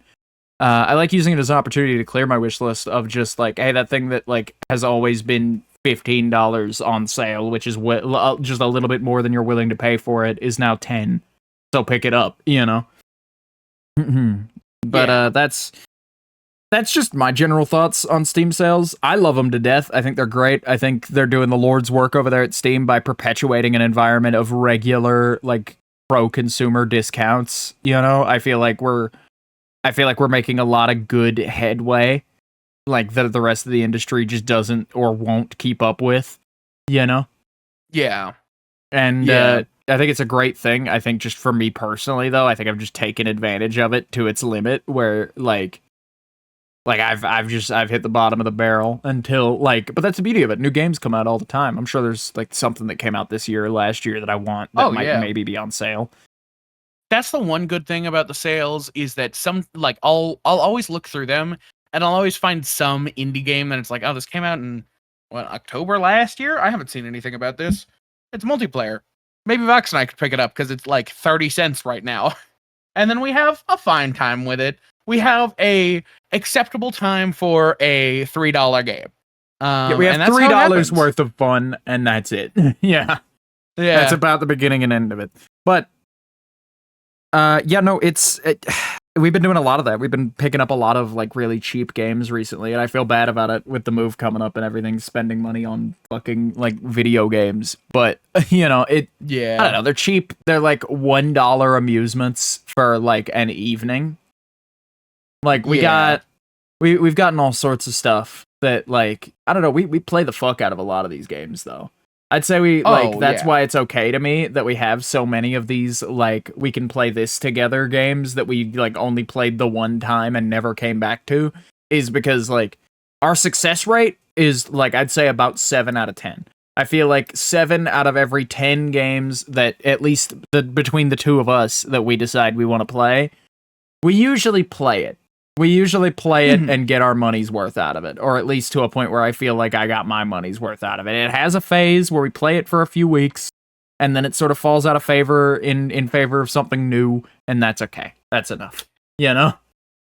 And then there's sometimes where we don't quite get enough out of it, but it's just we got enough out of it that I'm pretty sure we'll return to it someday, and the prospect of returning to it someday teeters it over that edge of just we did enough. Yeah. This was a fine purchase. Pretty much. Yeah. But speaking of those games that we've picked up, we did an irresponsible one yesterday. I don't know if I would say irresponsible, because this is a game that everybody is playing, and honestly, it's an inevitability that somebody's going to ask us to join them for it. I already got asked, is the thing. We were looking at Repo, which is the latest. If you're unaware, the latest in the long line of not Among Us, Lethal Company clones of get the fuck in the building, avoid monsters, don't get killed, get the fuck back with $10,000 worth of goods, and that's good. It's great. I love it. It's a fun time. But Bush had already asked me to play it earlier that day and was like, "Hey, we're streaming Repo. And we'd love for you to come stream it with us. I'll even buy you a copy. I don't mind putting the money forward for it." But I was busy, so I couldn't. And more importantly, I don't know. I don't really feel comfortable with people buying me things. I don't know if I can afford to buy them. When it's something like that, where it's hey, I'll buy you this $10 game if you'll play it with us, and it's just dude, I'll buy it. I'll still play it with you, but I'll buy it. It's $10. I'm not so broke that I need you to front me $10. But that's the thing about it is I'd already been asked to play it. You seemed vaguely interested. My husband seemed vaguely interested, and I was vaguely interested. So I was it's only a matter of time before one of us cracks. I'm just gonna spend the $10. We both just had that crack at the same time, where it's just it's a popular game right now. Gonna get brought up. We're gonna be asked to play it, and if everybody and their mom is having a good time with this game and we're not, then that's enough. In the fact that everybody's talking about it is enough endorsement for me to be able to spend $10 on it, if that makes any sense. Yeah. And honestly, after one play session of it, it was fucking worth it. 120% it was worth it. It was a very good time. It might be my favorite 4 guys go into a place and then come back out of it game of all time. And maybe that's because I like robots, but I do like the physics elements. And I like that there's multiple stages to each I like the last area loser standing. That's my favorite. The last loser standing makes lose a run worth it. Yeah, you lose a run in Lethal Company, you have to sit there and wait to be sucked into the vacuum of space and then wait for the "you're fired" screen to go away so that you can get back to playing. No, it takes longer, but this game just boots you onto an arena called the Last Loser Standing Arena, and you just are dropped a bunch of items that you can find in the game, just naturally. They are objects that appear in the regular areas, but they're all like objects that can hurt you or your enemy. And like, if you didn't Google any of them, of course, you don't know what any of this shit does. So we're just like picking up cursed dolls and shit and trying to beat each other with them. It's great. And it's all like health based or sumo based. So like you can either kill them or knock them off.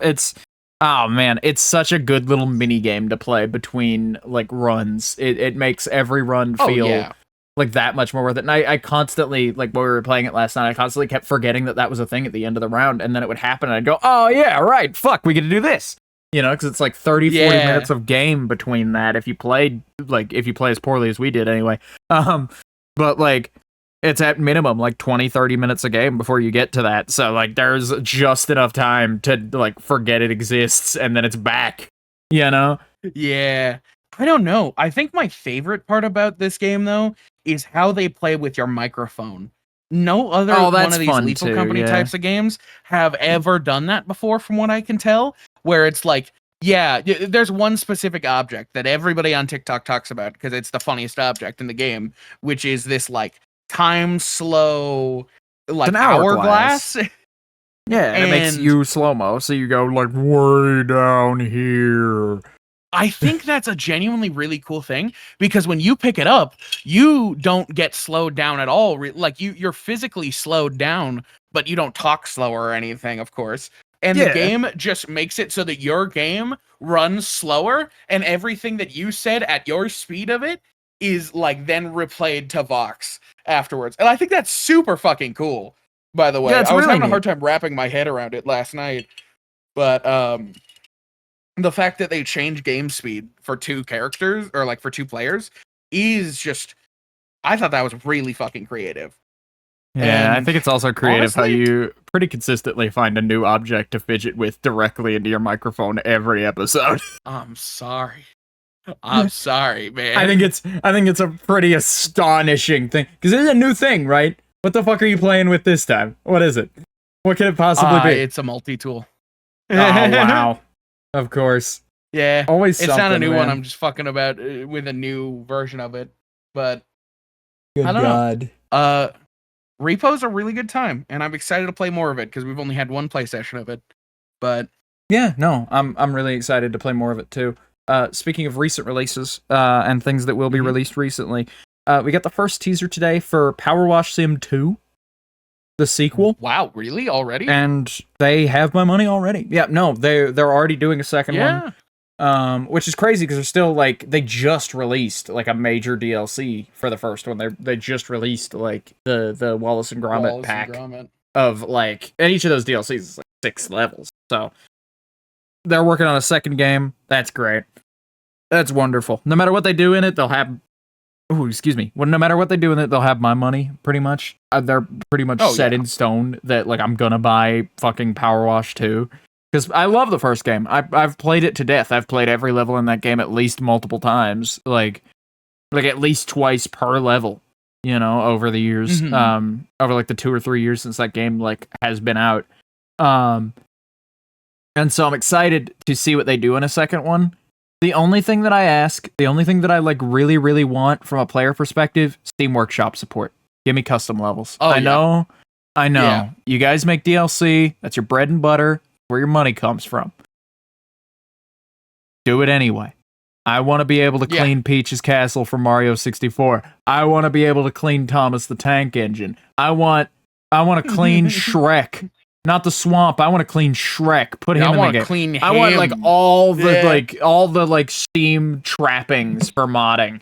I want it all. I want to make my power washer look like an AK-47. I want to be cleaning up the streets of fucking Whiterun, dude. I want to be running around in video game maps just having a time.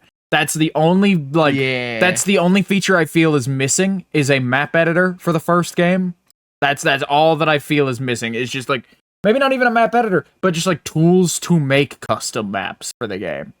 Like, not even something as simple as a custom map creator. Just like, let me take a 3D model of my creation, shove it into the game, and make it into a level. Give me the like tools, the mapping tools necessary to make that happen. You know?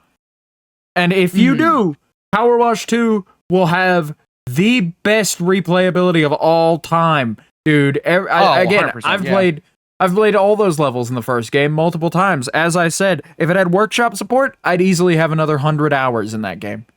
Easily. Oh, yeah. The only reason I don't play that game more often is because there aren't new levels all the time.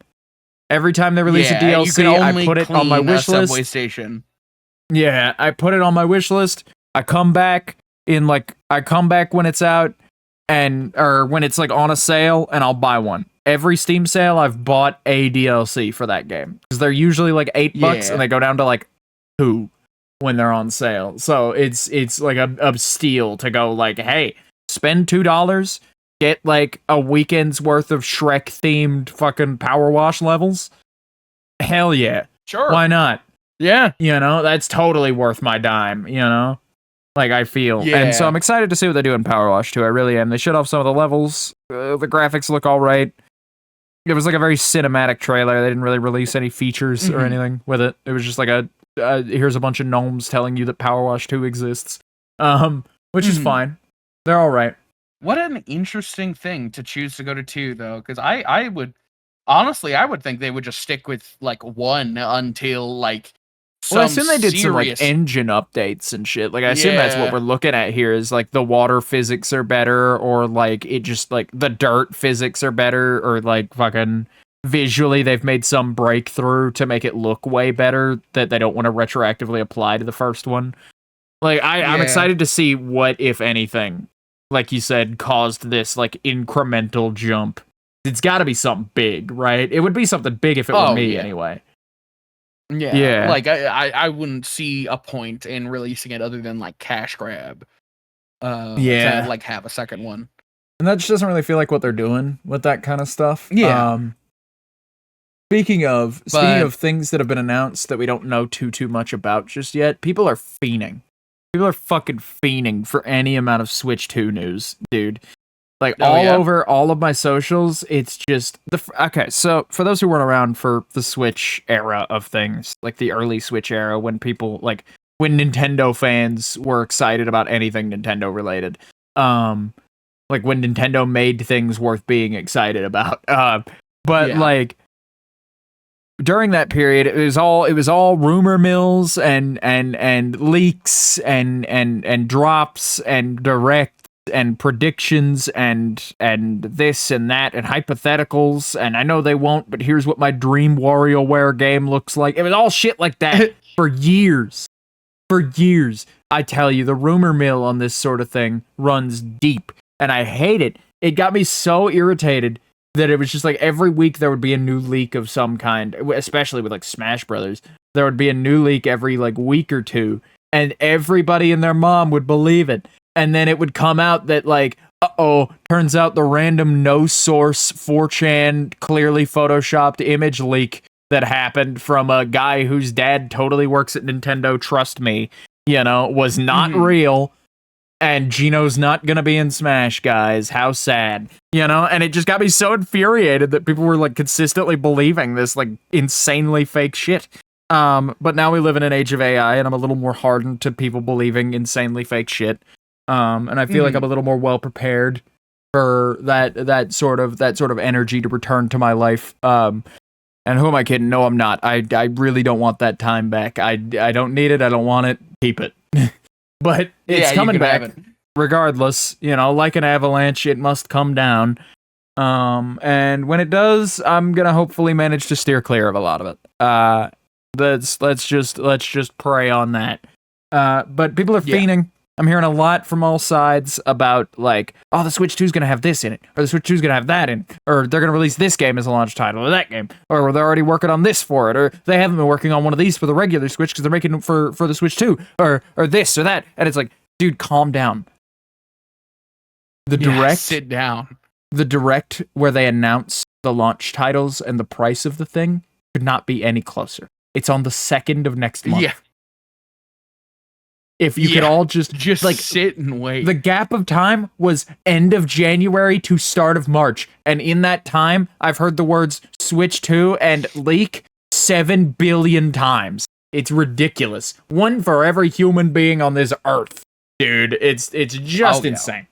It's just ridiculous. Oh, yeah. But people losing their fucking minds. I'm really excited to see it. I'm really excited to see what the Switch 2 looks like too. I've finally I'm passed excited my because I'm not the one buying it. I've passed my glumness about it. I've passed my oh man, yeah? they're still doing the Switch 2. That's kind of sad. I'm over it now. I've settled on this is what's happening. I've settled on the fact that we've got several more years of Switch in us. I'm just curious what the pivot is. From Wii to Wii U, it was still kind of the Wii era, but there was a pivot. I'm hoping that Switch to Switch 2 will be the same, where there's some kooky little pivot in there aesthetically that makes it more interesting for me. And that could be. I'm hoping they just start putting a big number 2 on shit. I hope they do Mario Odyssey 2. I hope they do ARMS 2, Splatoon 3 2. Just start, do the Nintendo 64 thing, but with 2. Just throw a 2 on everything. Yeah. They're all sequels now. Fuck it. Mario Kart 2. Fuck it. Do you know how pissed I would be if they just went from 8 to 2? They've never released a game called Mario Kart 2, so they could totally do that. And it would be a brand new entry. But oh man, what was that? Mario Kart 64 would technically be Mario Kart 2, but it got to be 64 instead. Yeah, that's Super Mario Kart, Mario Kart 64, Mario Kart Double Dash. So the numbering is Super 64 Double Dash, Wii, DS. Oh wait, no, and Super Circuit. Don't forget Super Circuit on the Game Boy. And then 7, 8. Arcade GP is in that gap somewhere. 2. Yeah. Fucking 2. 64, 7, 8, 2. Those are all the titles that have numbers in the name. Could you fucking imagine? I would love that. That would be so fucking funny. That would be insanely charming, I think. Honestly, I genuinely believe that would be a very charming way for them to do that. But I really hope they don't skip 9. Yeah, why does every skips tech 9, company right? skip 9? Because 10 is cool. 10 is X. It's big. It's X. It's 10. It's a double digit. It's a milestone. It's innovative. It's a marketing push, is what it is. It's number 9 with one more, and it's just more appealing on the year. So Windows 8, Windows 8.1, Windows 10. You know? Yeah. iPhone 8, iPhone 8s, iPhone 10. Yeah. Yeah. Actually, I think they did I've been 9, but anyway. They didn't. That's actually what I was going to bring up. Oh, fuck, they did skip one. Because I remember, because I was ranting and raving when people would call the iPhone X the iPhone 10. And I was like, it's not the fucking iPhone 10. Why the fuck would it be the iPhone 10? It's the iPhone 9. They just called it the iPhone X. It's a new brand that they're going down. And then they put out the 11, and I was mad. Nothing will ever have the same pull to me as iPhone 5. iPhone 5. That steel box of a machine. Phone. iPhone 5. Do you know what that kind of power is? Do you have a BlackBerry? Do you have an Android? No, I've got an iPhone 5 right here. Yeah. All steel body construction. Look at the knurling on the back. A 1 megapixel camera, but it's 2013. We can have that. iPhone 5, baby.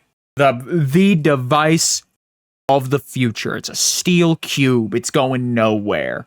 None of this glass front, glass back bullshit. It's airbrushed. It's clean. It's the iPhone 5. It's an all bare metal construction with a nice Gorilla Glass 2 screen. It's a beauty of a thing. This motherfucker sees the iPhone 5C. No, the iPhone 5C is a piece of plastic garbage, I'll tell you. That thing is a hunk of junk. That's about where I checked out with Apple. They did that, then they got rid of the headphone jack, and then I stopped giving a fuck about their hardware decisions because they stopped doing the all metal body thing for a while. They went back to the glass back. They brought back the iPhone 4 had, and then they brought it back. They've kind of just been alternating those two looks. Hell, they just made the iPhone Mini or whatever, the iPhone X Mini or whatever a couple of years ago. That is literally an iPhone 4. Look at that form factor. Glass front, glass back, metal band. It's an iPhone 4 with just a better set of processors in it. Got the same bezel and everything. They literally just packaged it in an iPhone 4 case. That's it. They put an Yeah. iPhone 4 shell on it and called it a day, and that's fine. Honestly, The fair enough. iPhone 4 is a well-built thing. Like I think it still aesthetically looks fine today, bezel aside, anyway. Mhm. Like minus the bezel, Yeah. but like when you're buying like this is the cheapest new model iPhone possible. Like this is our budget model for like guys who work on oil rigs in case they drop it. You know, I feel like the extra bezel like is allowed to pass on like it's a heavy duty phone. You know. Yeah. I feel like you're I don't allowed know. I that. had this moment where like my birthday lines up just around the time that Apple does their pre-releases for Their big like for their new phones. conferences for their phones. Yeah. Not even that, but like right when they're like getting the into pre-order production. window. Yeah. Oh, I like see. what I've made a habit of since last year is like every 3 years I'm gonna get a new iPhone. So I got the iPhone 14 and I was like, all right, and then I'll get the iPhone 17, and that's what will happen. And so I've just been like waiting for the 17 to happen as my phone slowly degrades. I'm gonna be picking up a new phone soon too. I think I just can't stand to have a busted camera. I can't. It's so bad. So my phone for the listeners, my phone is all glass all the way with a metal band around it, kind of like the iPhone 4, a little bit. That wasn't intentional, but that was not like a choice that I made. But over time, of course, even though it's like Gorilla Glass, like 9 or 10 or whatever the latest one was, like 2 years ago. I'm rocking the Asus Zenfone 8. The Zenfone 8, not the Zenfone 8 Flip. The Flip has like the back camera flips around on like a hinge to become the front camera, and it's really interesting. But the reason that's a kicker is because this phone is still built like the hinge one, so it's built extra thick so that it can have a hinged camera on it, but it doesn't have a hinged camera on it.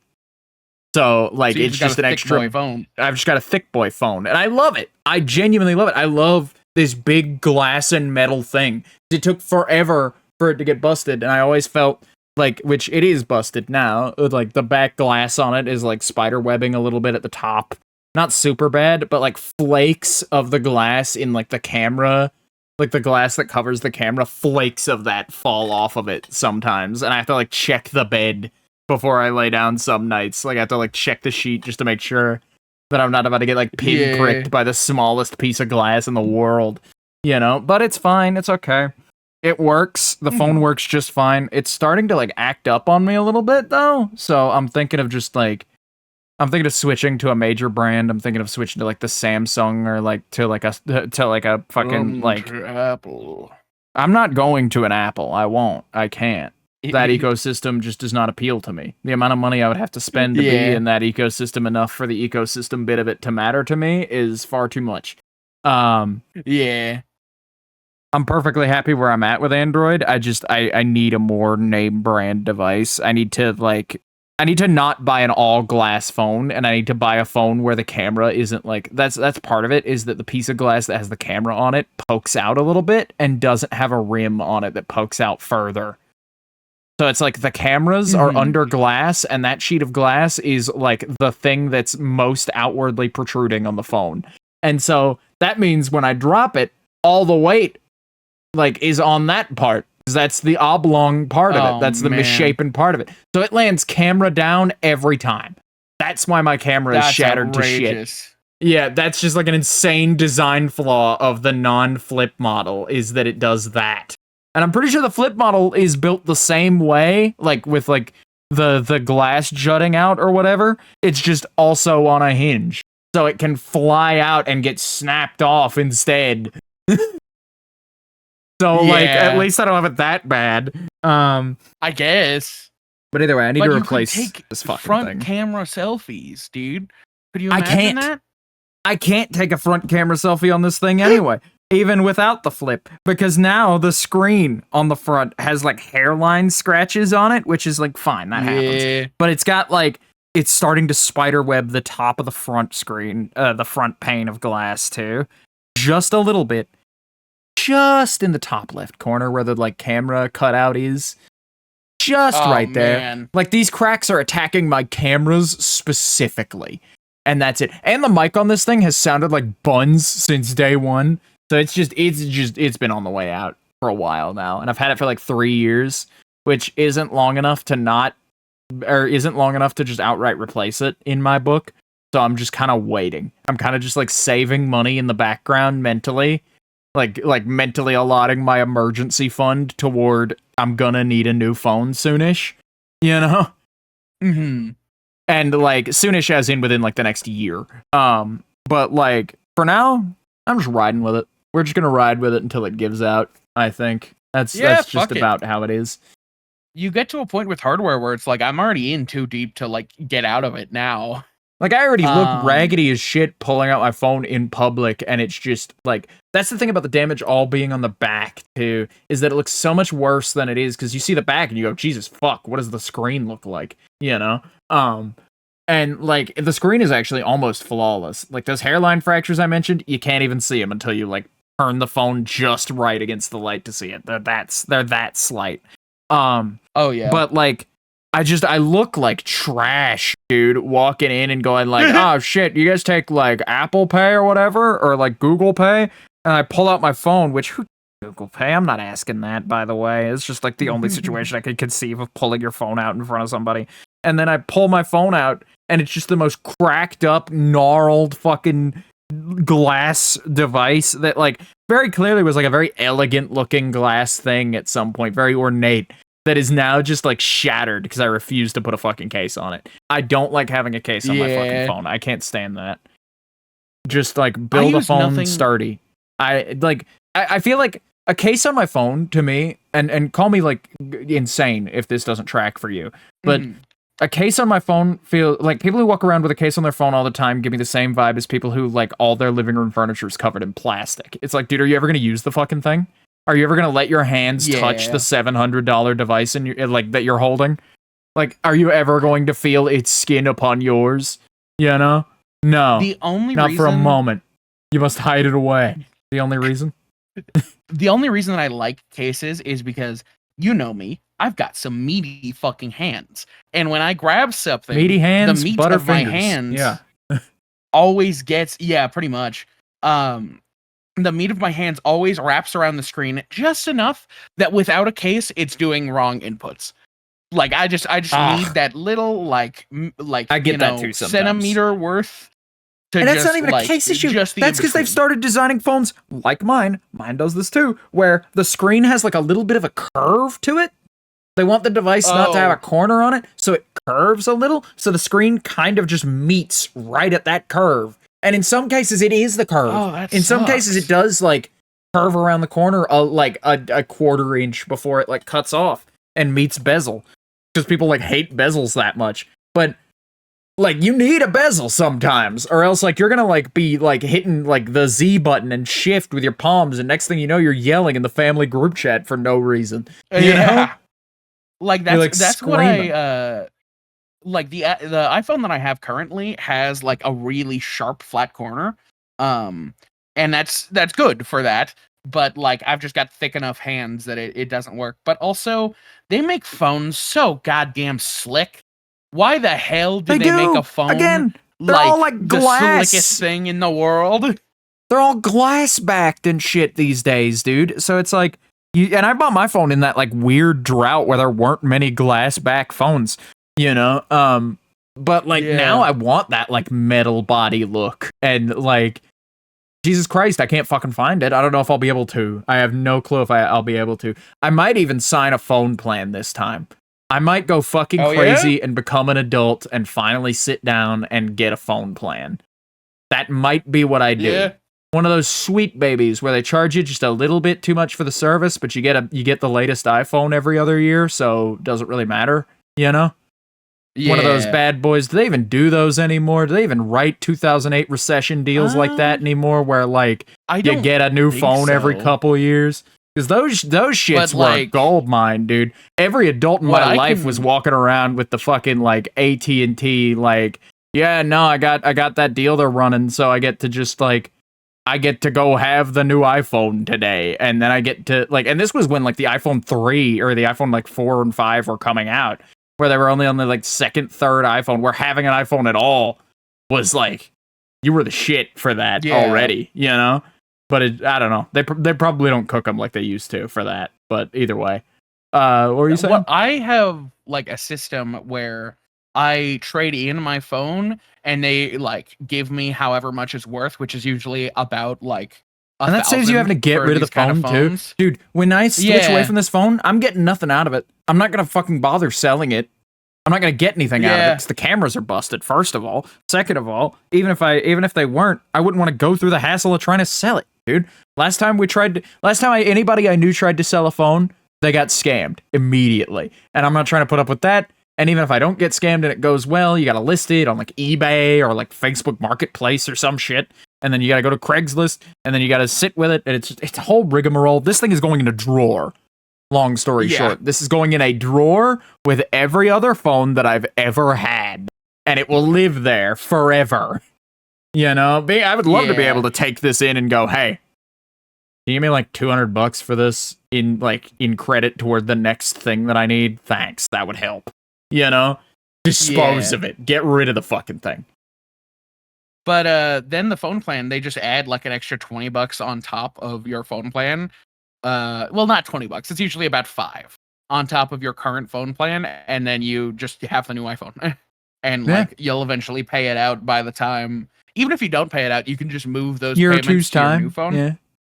Like selling it will just pay off that one. So pretty much. I don't know. Which I think is crazy and should not be how that works. They do some wild good math at those phone companies, I tell you. And that's part of why I don't want anything to do with them, is because they do kind of crazy math where sometimes the crazy math means I get the new iPhone and like I get to pay 3 payments on it, decide I don't want it, take it back, get full price for it, you know? And somehow like I paid $300 for this thing, I'm giving it to you and you're giving me $600 back. That doesn't add up. What do you mean also that $600 just paid off the remaining balance on it? What the fuck?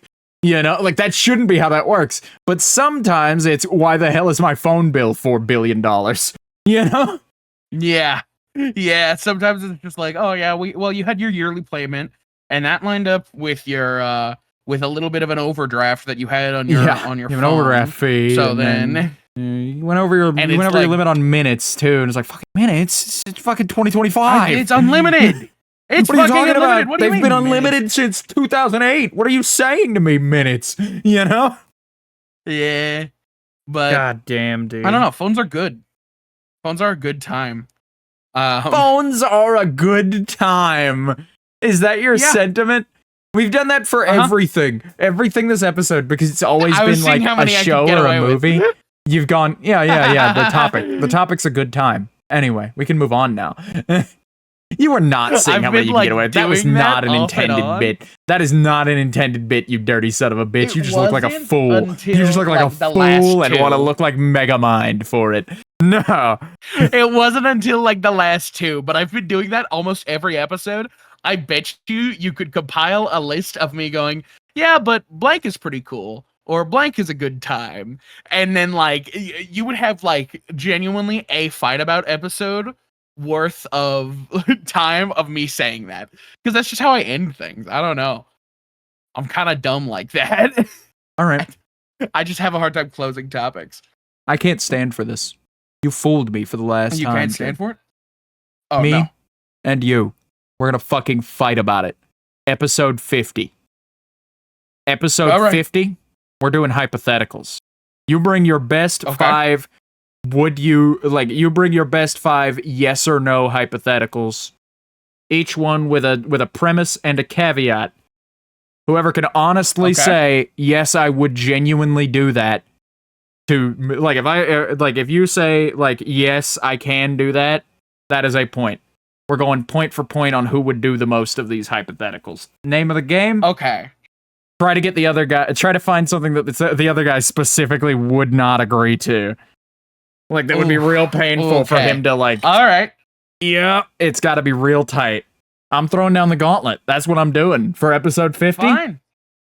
Fine. If that's how you really feel about it, I'll take up the gauntlet. And you got 9 episodes. You have 9 episodes, including 50, so 8 episodes, I guess, to sit down and come up with 5 really good hypotheticals. Maybe more, maybe less. Do that. I'm looking at a 5 right now. I could do that. You could do that. 5 we'll sounds see. Good. Well, we'll see about that. We'll see if you could do that, because I've already done it. I've written my hypotheticals. You've already I've gotten them? pre-prepared. I'm one step ahead on this idea that I came up with alone 3 weeks ago. No, I don't have any I'm of mine. proud of you. I've pre-written 0 of these. Actually, no, I've pre-written 1. You pre-written 1? Damn. I've pre-written 1. But this one's not a yes or no. It doesn't fit. It doesn't fit. Little treat for the end of the episode here. Before we go to the outro, this one doesn't fit the rules I've just set in, so I'll just go ahead and give it to you. If you had to be handcuffed to one guest we've had on the show for 24 hours, who would it be?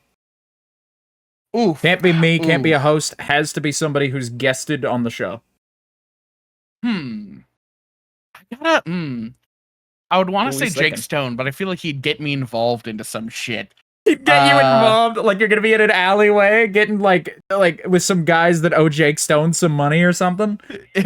Something like that. I don't know. Like you're gonna be like robbing a bank with Jake Stone. And he's gonna be like, "What? This is what I do on a Tuesday. This is part of my life, dude." What do you mean? I wouldn't. And you're like, I wouldn't want to be handcuffed to and he's a like, minor it'll be either. all right. Open the fucking safe. Yeah, I wouldn't want to be handcuffed to a minor, so I think I would have to go with either Oh Jake fuck! Stone. I didn't think about how that would like limit your options down to like 7 people. Yeah. Jake Stone. Jake Stone's my answer. What about you, Vox? You got to do your own hypothetical too, I think. I think I could stand to be handcuffed to Chalubi if we're going for who we think would be the most agreeable person to be handcuffed to for a day. I mean, I might have to go to like some fucking like mid classes or whatever. I'll do that though. I'll take a college course. Yeah, fuck it. For a day, fuck it. That's the best part is that like you could I'll just be walk into a handcuffed college to a class and sit. Nobody's And the way gonna I stop figure you. it, Chalubi is like a real busy guy. I never get to hang out with Chalubi. It would be like a great opportunity to hang out with him. It'd be a good opportunity it to will be a bonding experience with the we'd Luger. bond, we'd hang out. Yeah, really blossom our friendship. Take it to the next level, you know. Maybe hit third base with Chalubi. I'm sure Chompy wouldn't mind. Let's get out of here. Let's get the fuck out of here. Let's get away from this topic as soon as possible. All right, Disclaimer, man. I don't want to fuck the slime man. You can find our show every Sunday at 3 p.m. Eastern Time on both YouTube and Spotify. It's a premiere on YouTube, not on Spotify. It's a premiere on YouTube. You can go live and communicate in the chat about how much I definitely, and I need to reiterate this, do not actually want to fuck the slime man with the rest of the people who like the show. Or you can go to our card page. That's where you can find the YouTube and Spotify, by the way. And that'll be linked in the description, where you can find out more about us, more about the people we've had on the show, more about the art you see on screen, and more about pretty much everything. You got a question about like the universe as a whole? We can answer it. It's on the card page. It's somewhere. You'll find it. The answers you seek lie on the Fight About It card page. Go find them. And we hope you have a lovely week, everybody. Enjoy the rest of your March, I guess, or the middle of your March. We'll be back next week on Sunday, again, 3 p.m., and we'll see you then. Goodbye! Bye-bye! Dude, we haven't even gotten to third base. You're gonna do that with the slime guy? I know. I didn't mean it. I swear. I hope they buy that. Like, I hope they buy that disclaimer I put out. Oh boy, this is gonna be a real awkward conversation.